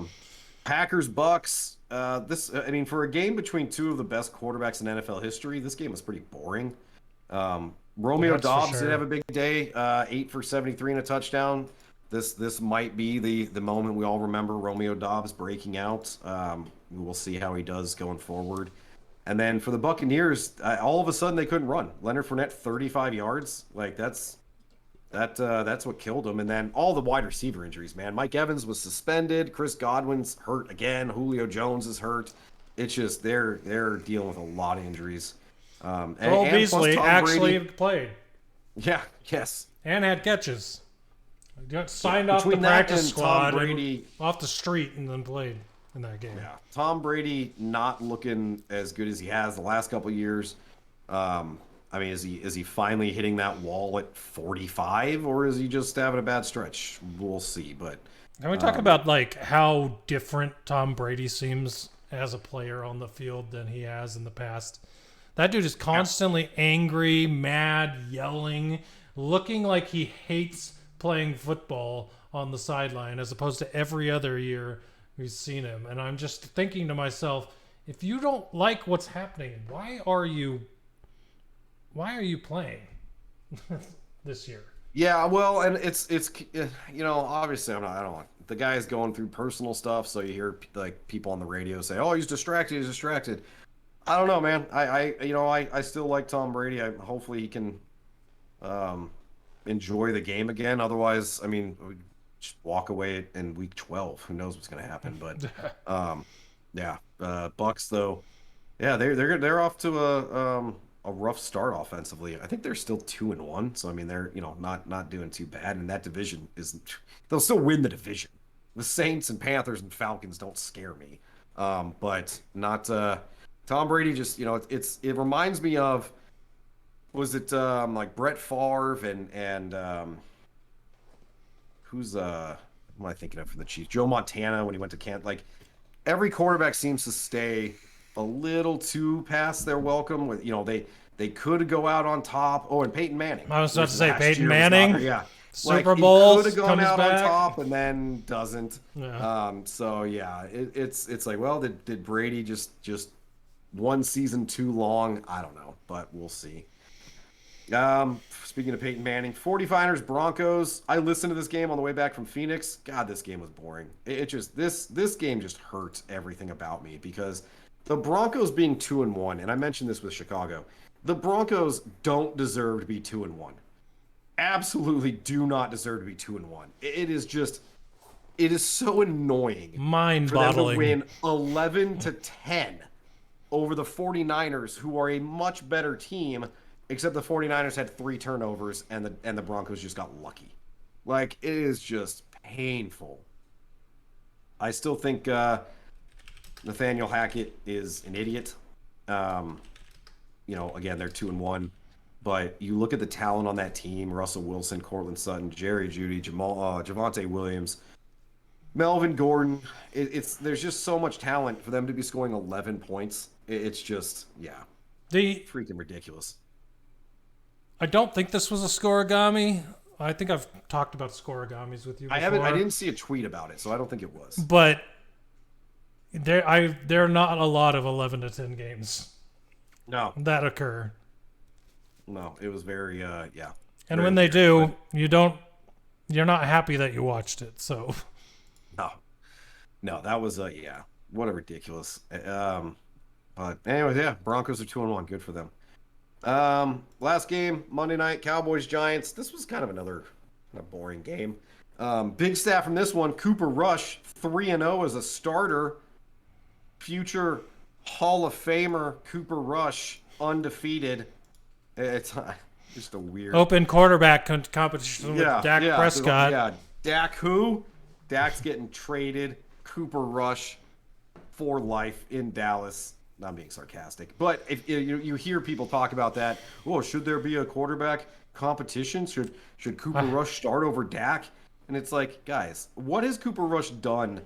He's won but he's not out here looking that impressive where it's like, oh, this guy has all the talent in the world. It's like, no, you're just beating the Giants.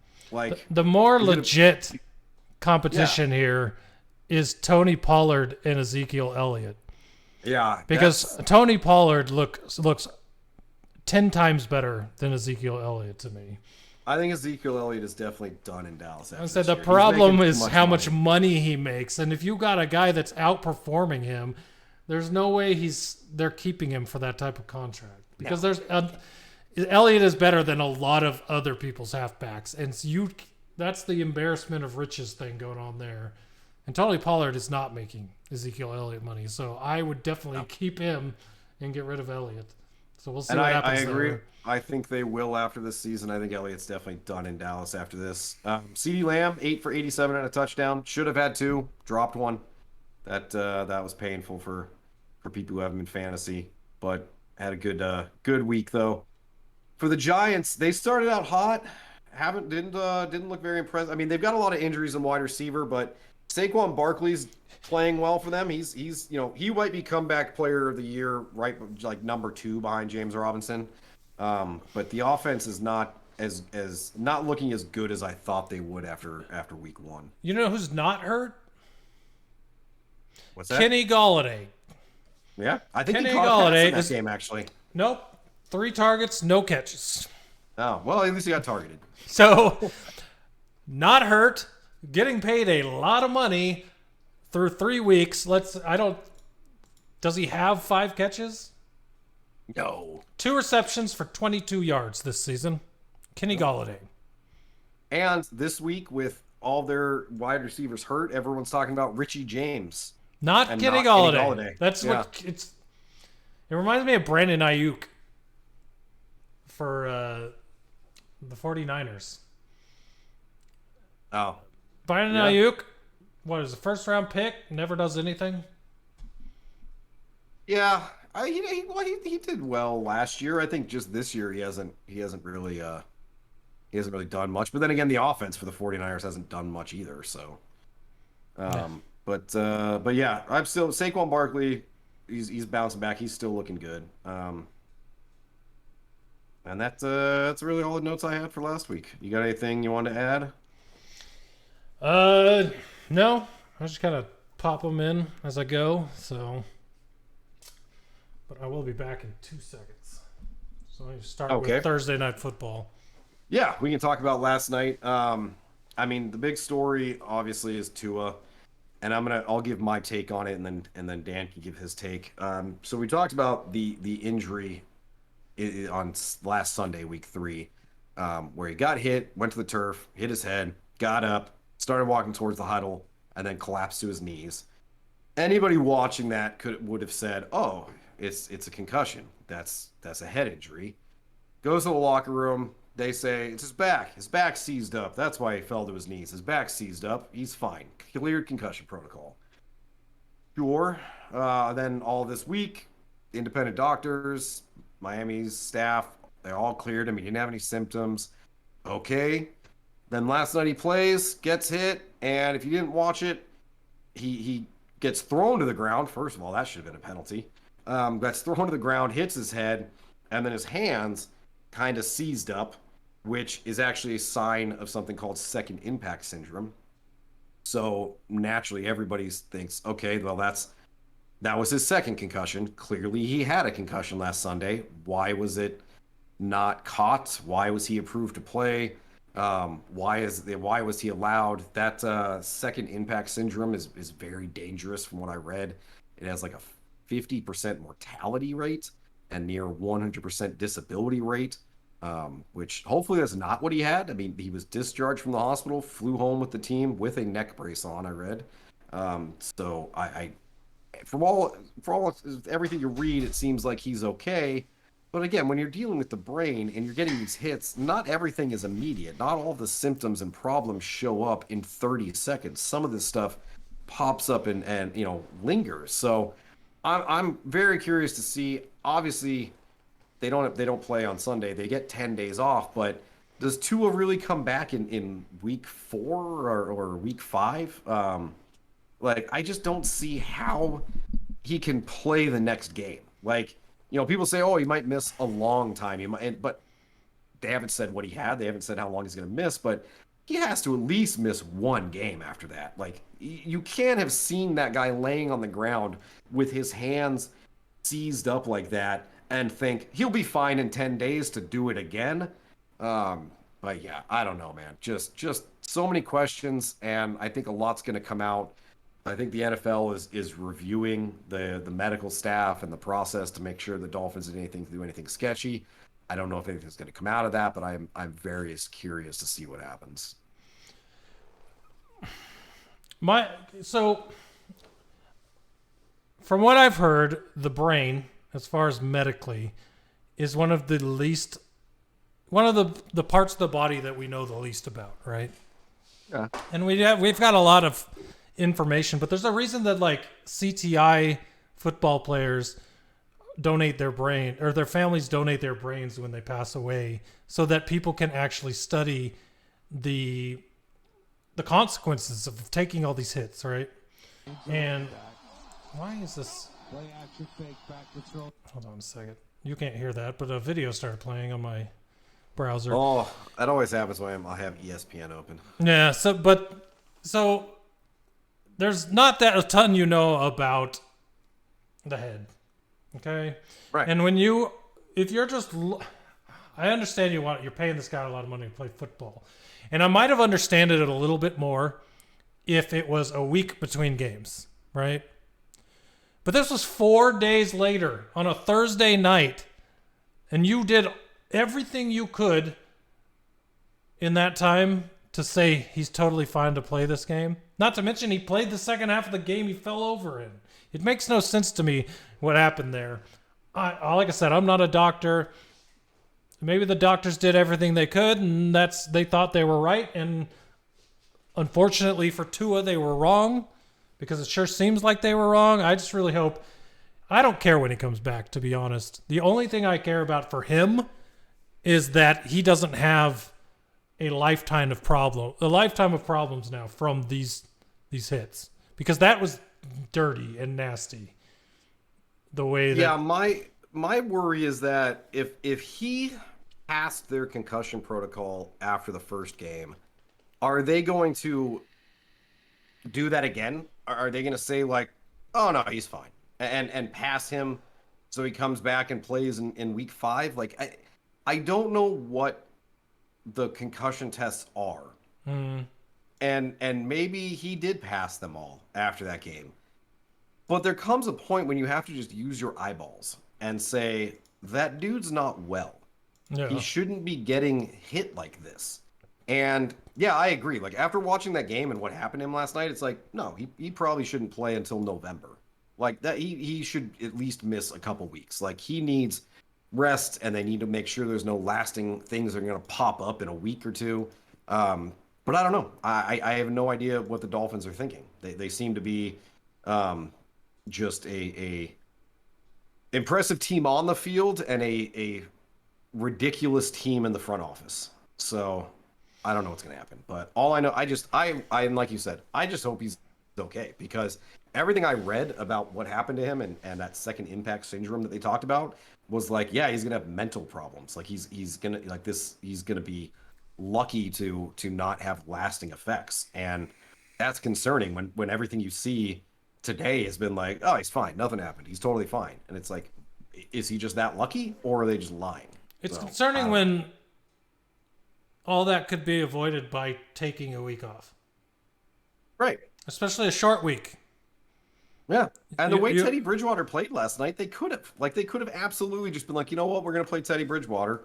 It's Teddy Bridgewater, dude. That dude he's had bad luck, I feel like, in where the places that he's played. But he's had ample chances to be starters and done well as a starter, just not well enough to stay the starter and stay on those teams. He could have started that game easily and given him the week off, and they still would have had just as much of a chance to go 4-0 as they had last night, because he did play, It just makes no sense to me. No, I absolutely agree. Absolutely agree. But For the game as a whole, T. Higgins, monster game. That's because he was against me in 2 fantasy football leagues. I saw that coming. I placed bets on him. I bet his over on receptions, which was 4.5. I bet his over on yards, which was, I think, 64.5. And I bet him anytime touchdown, and he hit all of them. Because that's just my luck in fantasy football this season. So I'm going to be doing that quite often the rest of the season. And we talked about the Bengals, 2-2. They're finally looking like we expected. For the Dolphins, it's all about Teddy Bridgewater coming in. I think they'll be okay. I still think Tyreek Hill, Jalen Waddle will get involved. I think, like you said, Teddy Bridgewater is a talented quarterback. He's just been in some unlucky situations. So I think it doesn't really hurt the Dolphins too bad. I think the only thing people have to worry about fantasy-wise is I don't see Jalen Waddle doing as well under Teddy Bridgewater as he was under Tua. Yeah, they don't have the same relationship that him and Tua did. Yeah. But he only wound up with 2 catches last night after 2 catches total, and I'm pretty sure both of them were from Tua. So yeah, they were, because in the second half, Teddy was just staring down Tyreek Hill, who ended up, I think, with like 12 catches. So yeah. Mm-hmm. So our Thursday night foreplay, we both placed our four bet parlays last night. Why don't you go first, since you actually hit a couple of yours? I really thought I was going to win this, to be honest. Before the game was still close when Tua went down. My foreplay was Dolphins money line, and they still really looked like they were going to get that, even with Teddy. But in the end, they didn't, so I didn't hit that one. But I guess it really wouldn't have mattered, because Joe Mixon, I bet him on 64.5 yards rushing. He only had 61, so close on that one. If I had lost the bet and won the money line and lost this part, I would have been extra angry. But so I missed those 2. But I had Raheem Mostert with the 40 yards plus rushing. He had the most carries for the Dolphins in the last game, and everyone's talking about how he's becoming the running guy and Chase Edmonds becoming the catching guy, which you kind of saw last night. So I got that one because Mostert did have 40-plus yards rushing. And then, of course, easy to say Tyreek Hill is going to get 60-plus yards receiving. So I got that one as well. And like I said, I'm going to hit one of these. I said that last week, and I'm going to do it now without doing anytime touchdown, because those are the ones that kept screwing me. And almost got it here. So yeah, I mean, it was if Tua hadn't gone down, I think you would have probably gotten that. I lost mine because I had, once Tua went down, I had his over of passing yards of 254.5. So of course we didn't hit that. I had the Dolphins plus 3.5. They lost by 6 again. If Tua hadn't gone down, I thought they were going to win the game outright. So giving me 3.5 points, that was an easy one. Mm-hmm. Dolphins, I put over 22.5. They scored, I think, 15. Yep. And then I had a Tyreek Hill anytime touchdown. Tyreek Hill had like 12 catches for 160 some odd yards. Didn't catch a touchdown though. Like, that dude was catching everything. Didn't get the he just could not get to the end zone. Yeah, but I wasn't going to get mine anyways, because when Tua went down. So I was 0 for 4 on that one. But again, on my T. Higgins 3-bet parlay on just him, I hit that. So it all washed. That's pretty damn funny. All right, so why don't you go over the our picks results through 3 weeks, and then we'll dive into week 4 and make our picks. So I think I had 1 win in the morning games last week. 1. I thought you were going to blow me out of the water, and then the afternoon and primetime games happened, and I can't caught back up. So in the end, I was 7-8, and you were only 8-7. So you picked up another game on me, but it could have been way worse than I thought it was going to be. So it should have been. Now the season score is 20-20. Mine is 20-24-1. Yours is 24-20-1. So we continue week to week, flipping our wins and losses on each other. Because I think last week I had 13 wins, and you had yeah. Anyways, 13? Oh yes, I had 13 wins last week, and you had 18. Yeah, No, I had 16. 16. You were, yeah. I was 3 games behind you. Now I'm 4. So the numbers just keep flipping. Yep. Hopefully I won't next week, but we'll see what happens. But we'll start off in London for the first game. The Vikings at the Saints. The Saints are the quote-unquote home team, but they're in London, so it's exhibition. Home doesn't really matter. Vikings are favored in that game. So, yeah. What do you got? Yeah. I'm going to go with the Vikings. The Saints, no Michael Thomas. Alvin Kamara's questionable. And they just haven't looked great. So yeah, I think the Vikings are going to win that one. Yep, I'm taking the Vikings as well. I just don't. I don't think that the Saints are going to win. Yeah, especially with Michael Thomas hurt. Right, I think the Vikings are. They're 2-1 as well. So I mean, they haven't looked overly impressive to me, but they've still, they've won. Well, they should have lost last week. Yeah. Score a last-minute touchdown to beat the Lions. Look at us, we're 2-1. I know. It's all right though. The Lions are going to win this week. I did better. Next up, you've got the Browns at the Falcons, with the Browns favored. God, this one is. You know what? I keep picking against the Browns because I don't believe in Jacoby Brissett, so I'm going to go with the Browns this time. I think they've looked better than I thought, and I do love Nick Chubb, so yeah, I'll go with the Browns. I'm going to go with the Browns as well, simply because Cordarrelle Patterson is listed as questionable. And if he doesn't play, that's true. That'll be very bad news for the Falcons. If he wasn't on there, I might think to pick the Falcons because so much of the Browns' defense is hurt. Myles Garrett and what's his name? Jadeveon Clowney. But, Yeah, this is a really close one. I actually looked at the line too. The Falcons, the Browns are favored by 1.5. So I mean, it is a very close one. I just I keep picking against the Browns and I keep losing, so I'll just switch to the Browns. All right, next up you've got the Commanders at the Cowboys, with the Cowboys favored. Cowboys. That was quick. I will pick my team when they deserve it. I can do that. I think the Cowboys will win as well, simply because... when I make my picks, I have to take my fandom out of it. So obviously I want the Commanders to win. But I have to go with what is more likely to happen, which is the Cowboys at home. They've got 2 good running backs. We have a terrible defense. They've got a superstar wide receiver in CD Lamb. So, and yeah, it's Cooper Rush, and plus, if the Eagles can sack Carson Wentz 9 times, how many times is Micah Parsons going to sack Carson Wentz? 13? God. Like, yeah. it's going to be a massacre. So, yeah, Cowboys.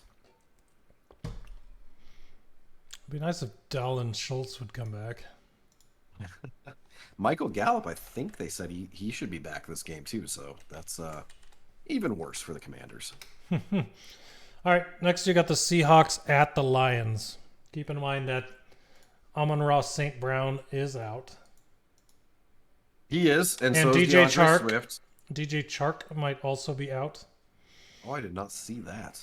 Austin Siebert, the kicker, is out.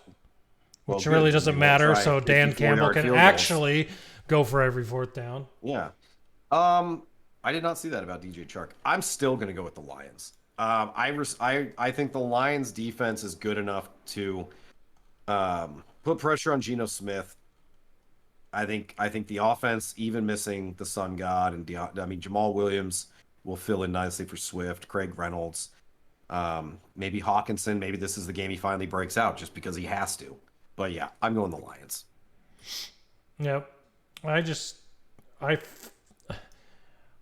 refuse to believe that after almost beating the Eagles and the Vikings that we would let the Sea Chickens beat us. So Exactly.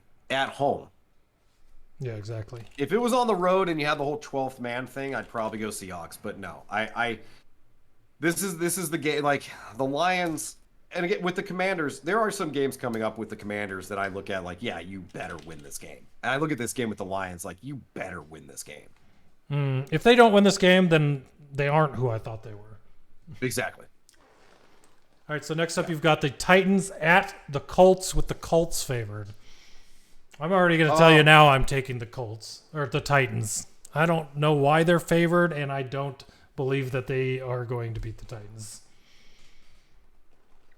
We've been matched every game so far. I will actually take the Colts. I think this one's closer, at least in my mind. I don't think the Titans run away with it. I just look at it this way. The Colts just beat the Chiefs. So they can beat anybody, in my mind. So they could very well win this game. I'm more than happy to take them just so we can have a difference. Well, I did that a lot last week, and it didn't work out for me, so I'm glad you're doing it. Yeah, it's my week to jump on the grenade then. Next up, you've got the Bears at the Giants. Boy, the Giants are favored by 3. Gosh. I don't know if Big Rich is still listening, but I'm definitely not taking the Bears. I know you're not. Yeah. Sorry, I don't. Winning is the only thing that matters, true, but I do think the Giants are playing better football, rounded football than the Bears. They are playing more well-rounded football, but they're also dealing with so many injuries to their wide receiving core, and the Bears defense is playing so much better than anybody thought. Gosh, this is a tough one. I'm going to go with the Giants, though. It is at home for the Giants. Yeah, and I look at like the 49ers in a rainstorm, the Texans, the Bears. If they can beat the Giants, a team that isn't the bottom of the NFL, then at 3-1 I will. I can give them even more respect. And if Justin Fields will complete more than 10 passes, it's just I can't pick a team that is passing the ball 12 times a game. It's so unnatural. It looks like punter was put in the game stats. Yeah, like it's so weird. They traded up to draft the guy. Let him throw. Like if he's gonna develop, he's got to throw the ball. It's so weird. I don't know. All right, next up you've got the Jaguars at the Eagles with the Eagles favored. The Eagles are not only favored; they're favored by 6.5. I didn't think it was like that much of a distance between these two teams. Like I know the Eagles they are the best team in the NFC, but the Jaguars sure do look like a pretty good team. Like 6.5 that's a big swing. And they're both mostly healthy. That's the crazy part. Gosh, I want to pick the Jaguars so bad because I want the Jaguars to win so bad. But I'm gonna go with the Eagles. I am also going with the Eagles. So Jalen Hurts is playing at an MVP level. Like I can't pick against him. See, I like to be different, but I like to be different when you're taking the chance, and I'm not doing it in this game because I just can't. The Eagles are playing too good. Even though the Jaguars are playing really well, until the Eagles lose, I'm not going to not pick the Eagles. Yeah, no, I completely understand. There are some games that are a toss-up enough that I'm happy to, I can pick either one. Well, I've been happy with that for weeks now, and it's not working out for me. So, next up, you've got the Jets at the Steelers.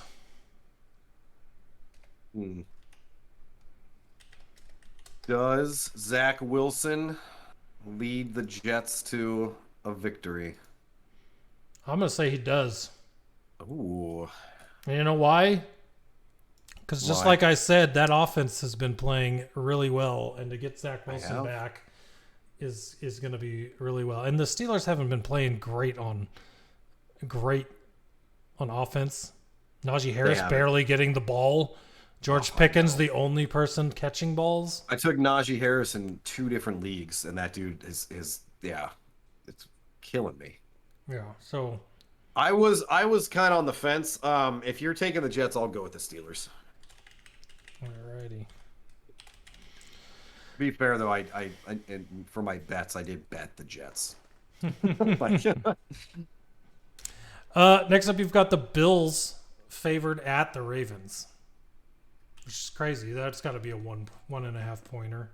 It's a 3. They are favored by 3 over the Ravens. That's nuts. Yeah. I think the Bills coming off the loss to Miami are looking to make a statement. I'm gonna go with the Bills. The Bills. The Bills. Bills Mafia. Get the tables. Yeah, that's a tough one. Well, and that's the thing. Like the Bills are dealing with injuries in the secondary, so like I could definitely see the Ravens winning. I just think the Bills, their offense after last week, I think the offense is going to want to go out there and make it. I think they're just going to want to prove to everybody that, oh no, we're still the best team. So I think they're going to. Should be a high scoring game at least. I'm going to go look at one thing, and that's going to tell me who I'm going to pick. No. Bills rushing defense is second in the NFL. Ooh. Oh, that makes me feel better about my pick. With a rushing average being second in the NFL. So with most of their offense being driven by the Ravens being able to run, I'm going to say the Bills. Yeah. No, I agree. Plus the Ravens secondary, they're like passing defense has been terrible. So I think Josh Allen's going to have himself a big day. All right, now you've got the Chargers favored at the Texans. Chargers. I don't even have to think about that one. Don't believe in Davis Mills, huh? I think he's better than I gave him credit for going into the year, but this is the Chargers. Come on. No, I'm with you. Yeah. All right, well, here's a fun one. Cardinals at the Panthers. I'm going to pick the Cardinals because if they don't win this game, I'm going to lose my shit. I am going to pick the Panthers because I don't believe in the Cardinals at all. No, I it's very feasible the Panthers win. I want the Cardinals. I am willing them to win so much that I have to put that out into the universe. I have to put this positive Cardinal energy out there because legitimately, if they don't win this game, the season's over. If you can't beat Baker Mayfield and the Panthers, you're not going to beat the Packers and the Rams, obviously. Like you're not going to do anything. So yeah, I'm just trying to be a good karma or good energy, whatever they call it. I'm gonna keep my pick and say this, that I would pick the Cardinals if I knew for sure if Christian McCaffrey was going to play. Because So if you he mean doesn't if play, McCaffrey if he doesn't play, I think the Cardinals win easy. No, I think if he doesn't play, they win easy. I still think they win if he plays. No. But again, the Panthers absolutely could win this game. I mean, the Cardinals are favored by 1.5, which is sad. It's sad that the Cardinals are only favored by 1.5 over Carolina. They need to make a statement, and this is the time to do it. And if they don't do it, then yeah, it's just going to be. What's sad to me is they're the away team, and I don't know what the Cardinals have done to be a favorite. Well, that's the thing. They've got better talent. They're just not. They're all not executing. Like, I don't know. Well, okay. Patriots at the Packers with the Packers favored. Packers. I agree. They're favored by 9.5. I don't think it's gonna be a blowout, but I think the Packers win. No, I don't think that.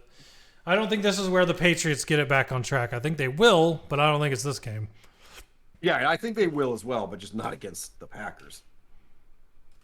Next up, you've got the Broncos at the Raiders. Raiders favored. This is where the Raiders get their first hold on. The 2-1 Ravens, or sorry, the 2-1 Broncos versus the 0-3 Raiders, and the Raiders are favored. So that should tell you all you need to know about what. Not be 2-1. Tell you all you need to know about what Vegas thinks of the Broncos. The Broncos will be 2-2 after this game. The Raiders win this game. Absolutely win this game. Nathaniel Hackett does not deserve to be 3-1. He doesn't. You may not deserve it, but it might still happen. No, it won't. Again, I'm putting that energy out into the universe. He will not win this game. I'm actually gonna take the Broncos. Oh, okay. Switch it up a little bit. I'm gonna switch it up a little bit there, simply for the fact that, oh no, I'm looking at this backwards. I'm taking the Raiders. The Broncos, both the Broncos guards are out. Starting guards are out. There's no way the Broncos. I thought that was the Raiders guards were out. Nope, that's real bad news. I was gonna say. I mean, it hasn't worked for you in the first 3 weeks to go the other way, but I'm glad you changed your mind. No, I was my arse backwards there. All right, next up you've got the Chiefs favored at the Buccaneers. The Chiefs are not favored as a FanDuel, actually. The Buccaneers are favored by 1. That. It probably changed. It's on being a 1. ESPN's listing it as even. See, that's man. The Bucks are favored by 1 on FanDuel. Which is funny because I looked at Caesars when I put this all in here. So that's how close it is. Different bookings are putting the odds in different places. Yeah, well, yeah, of course, they always do. I don't know why the Bucks are favored. I don't know why this game is so close. I know the Chiefs just lost to the Colts, but the Bucks just seem like there's so much going on for them. All of their injuries as well. Like I'm gonna go with the Chiefs. I don't see the Bucks winning this game. Like I'm pretty confident the Chiefs win this game. Yeah, I don't think both with Godwin and Godwin will definitely be out as far as I'm aware. I don't know where Mike Evans is, but I think he's back. He was only suspended for 1 game, so I think he's back. Oh, because he wasn't hurt. Right. Yeah, right. So, he was. Yeah. But if those two being out was a real terrible looking offense, and Fournette not being able to run last week, I think it's the Chiefs, and I don't really actually think. Every Bucks game this season, I haven't watched them, but everything I've seen as I watch the box score while watching other games is that the game is low scoring and very close, and Tom Brady's throwing tablets across the sidelines. So until that offense has a breakout game, I don't know how you do that. How you can pick them against a team that's offense is breaking out every game. Yeah. So. Yeah, exactly. I think it's the Chiefs just lost to the Colts, so everybody's like, "Oh, let's all jump off the Chiefs bandwagon." But the Bucks just lost to the Packers, so I don't know, man. I think the Chiefs win this game. Mm-hmm. Last up, you've got on Monday Night Football the championship Rams at the 49ers, with the 49ers favored. I also don't understand that. I'm going to go with the Rams. I don't know why the 49ers are favored. That is just so weird to me. But yeah, Rams, completely Rams. Now, I'm just going to look a few things up here because I'm curious. Because the Rams' stats as an offense are not good.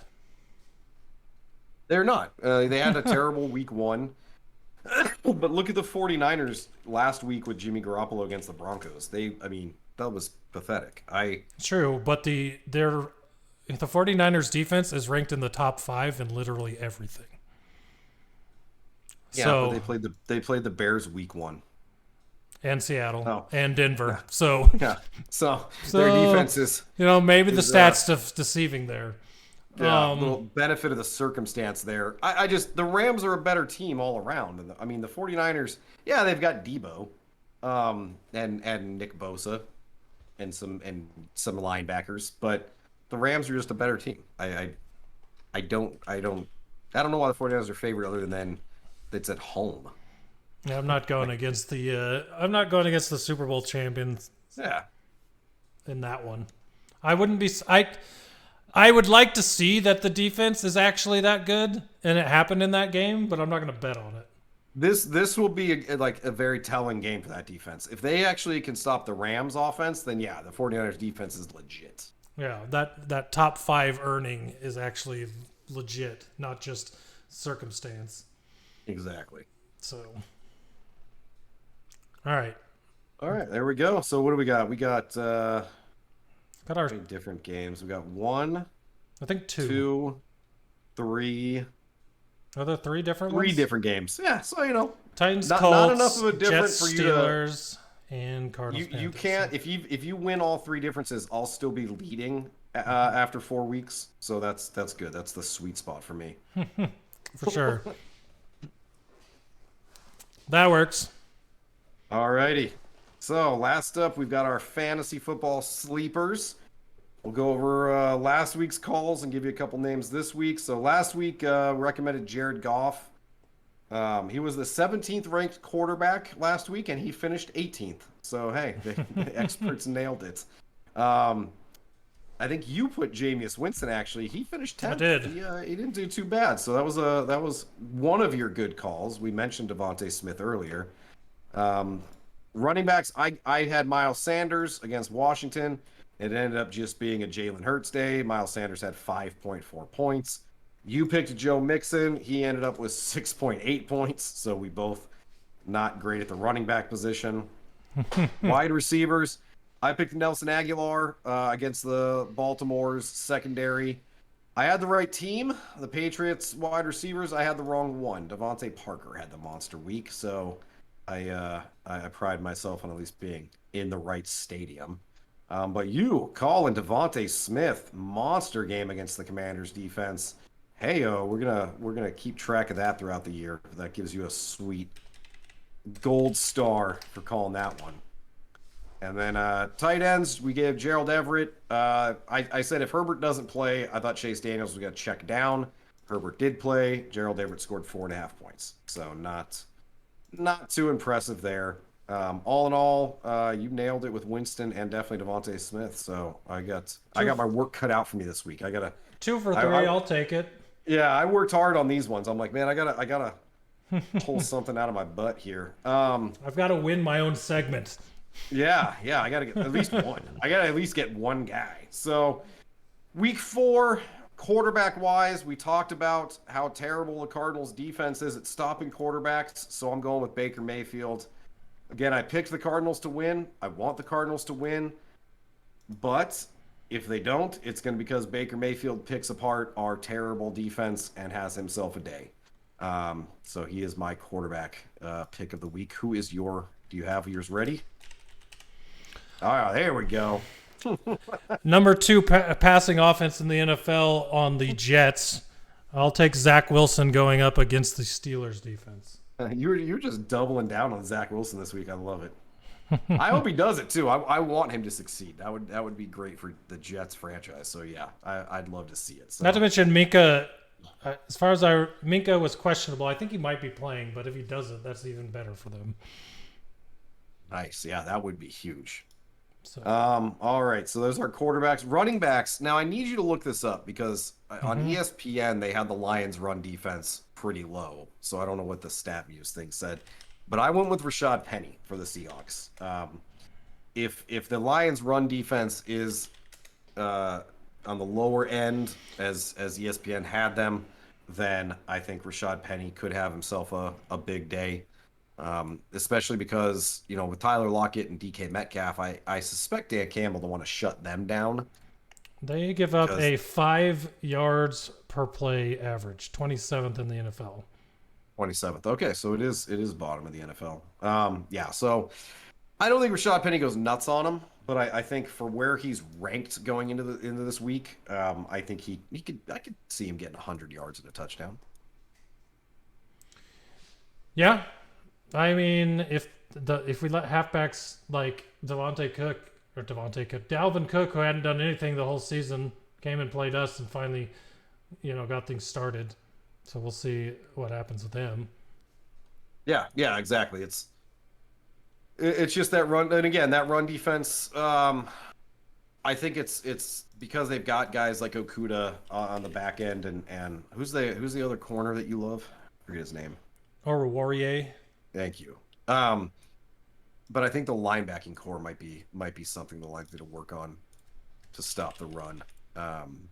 So we'll see. But again, that was based off of where he's ranked. He's ranked going into the week. Rashad Penny is ranked like as an RB bottom end RB2, and I think he could definitely hit you 12 to 15 points. I'm gonna go with you're gonna get points from this guy anyway, but I think you're gonna get a lot of points from this guy, and that's Saquon Barkley. Yeah, playing absolutely. The Bears defense, which is 30th in the NFL of yards given up. So let me see something real quick. I'm just curious to see. Saquon Barkley is ranked as the third running back this week. So you're not really given a sleeper. Where are you looking up rankings? I'm just looking at projected points going into the week off ESPN. Is there a part of the website you can see that? I've never even seen this before. Just go into the free agents and filter all players. You can see. Okay. Yeah. I'm not So logged in. that's where I try to look for sleepers and just Saquon Barkley's not a sleeper. Oh, I thought we were just talking about big games. All right. Well, again, I'll come up with another one. Sleepers. All right. Well, we'll come back to you. So wide receiver, I'm going with CeeDee Lamb. I mentioned it. Washington's defense terrible. CeeDee Lamb had a great game last week. Could have had 2 touchdowns. I think he finishes. Honestly, I think he finishes this number 1 receiver this week. I think he's going to just feast on us. But he's going to have himself a monster game. And then you're looking up running backs right now. Do you want to talk about your wide receiver? Yeah, so he had a massive game last week, and with the status of Mike Thomas in question for this week against the Vikings, I'm going to say Chris Olave as my guy. Yeah, I think that's a great one, and I completely missed that one too because he's ranked pretty low as far as wide receivers go as far as projected point. He's projected 12.4, and with Michael Thomas out and against the Vikings pass defense, yeah, that he's gonna go off. That's a good one. That is my guy for this week. All right, and then tight ends. Tight ends is tough, man, because there's literally like 4 or 5 people at the top, and then everyone else is just a crapshoot. Ironically, I went in the same game. I picked Jawan Johnson of the Saints because Michael Thomas is out. So I thought, well, if they've got to throw to somebody new, maybe they'll throw to him. And when it comes to tight end, if that dude can get 8 to 10 points, that's a great week for a tight end at this point. So that's the tight end I chose. Yeah. So running back, did you find anybody else? I've got it narrowed down to 2. I'm going to tell you who it is in 1 second.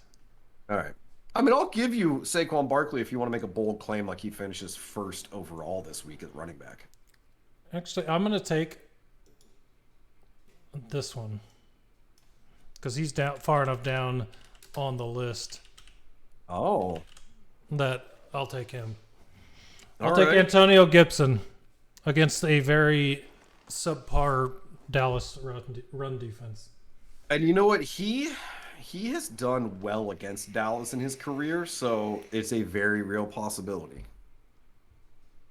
Let me actually look up what his career stats are against the Cowboys. Because I know on the Thanksgiving game 2 years ago, it was 2 years ago, he had like 3 touchdowns. So, let's see. Antonio Gibson versus the Cowboys. Well, he started off well. In 2020, he had 128 yards and a touchdown, 115 yards and 3 touchdowns. But then last year, he had 36 yards, no touchdowns, 29 yards, no touchdowns. So 1 year great, 1 year bad. Let's see how he does in year 3. And since this is a deep sleeper, but since this tight ends always do well against the Lions. I'll take Will Dissly. You know, it's funny. I was going to pick him, but since I went with Rashad Penny, I was like, no, I'm going to pick somebody from a different team. But yeah, I agree. Will Dissly's a great tight end. Well, we're playing. So Tracy Walker is now on the IR. So we're trying.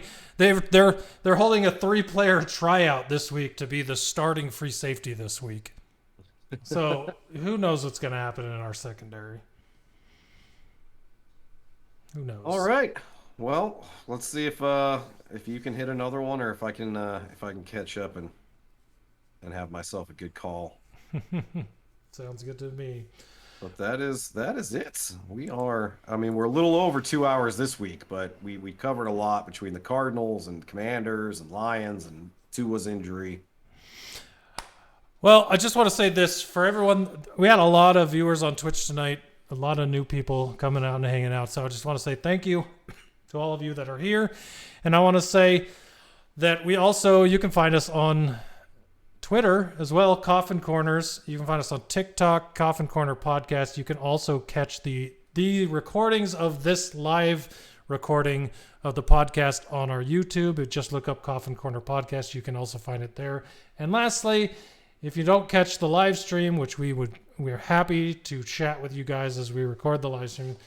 But if you can't do that, every one of your podcast apps should have Coffin Corner Podcast on it. And if you can listen to the audio-only version, happy to have that as well. So any way you guys can support us, it is appreciated. So thank you to everyone that showed up tonight and hung out with us. That was awesome to see you guys. And hopefully we can see you next week. Yeah, and thank you. We had some new followers tonight, too, so I want to give them a shout-out. Dan Deemer, A. Deemer Art, Brew Crew Bomber. I don't know if Zoed86 followed tonight, but they're on the list. And then Bob Ciara and Jetty Set Go. Yep, exactly. Thank you, everybody, for being here. We will be back next week to cover week 4 and preview week 5. So until then, you have yourself a good week, and I hope your team wins. Absolutely. Let's go Cardinals and Commanders and Lions and Bears. That's for my dad. I think that's all of our teams. I can't root for the Packers. Sorry, I know we had Packers fans in the chat, but I can't say it. It won't come out of my mouth, but I hope for your sake something good happens. All right. We'll catch you guys next week. Bye, everyone.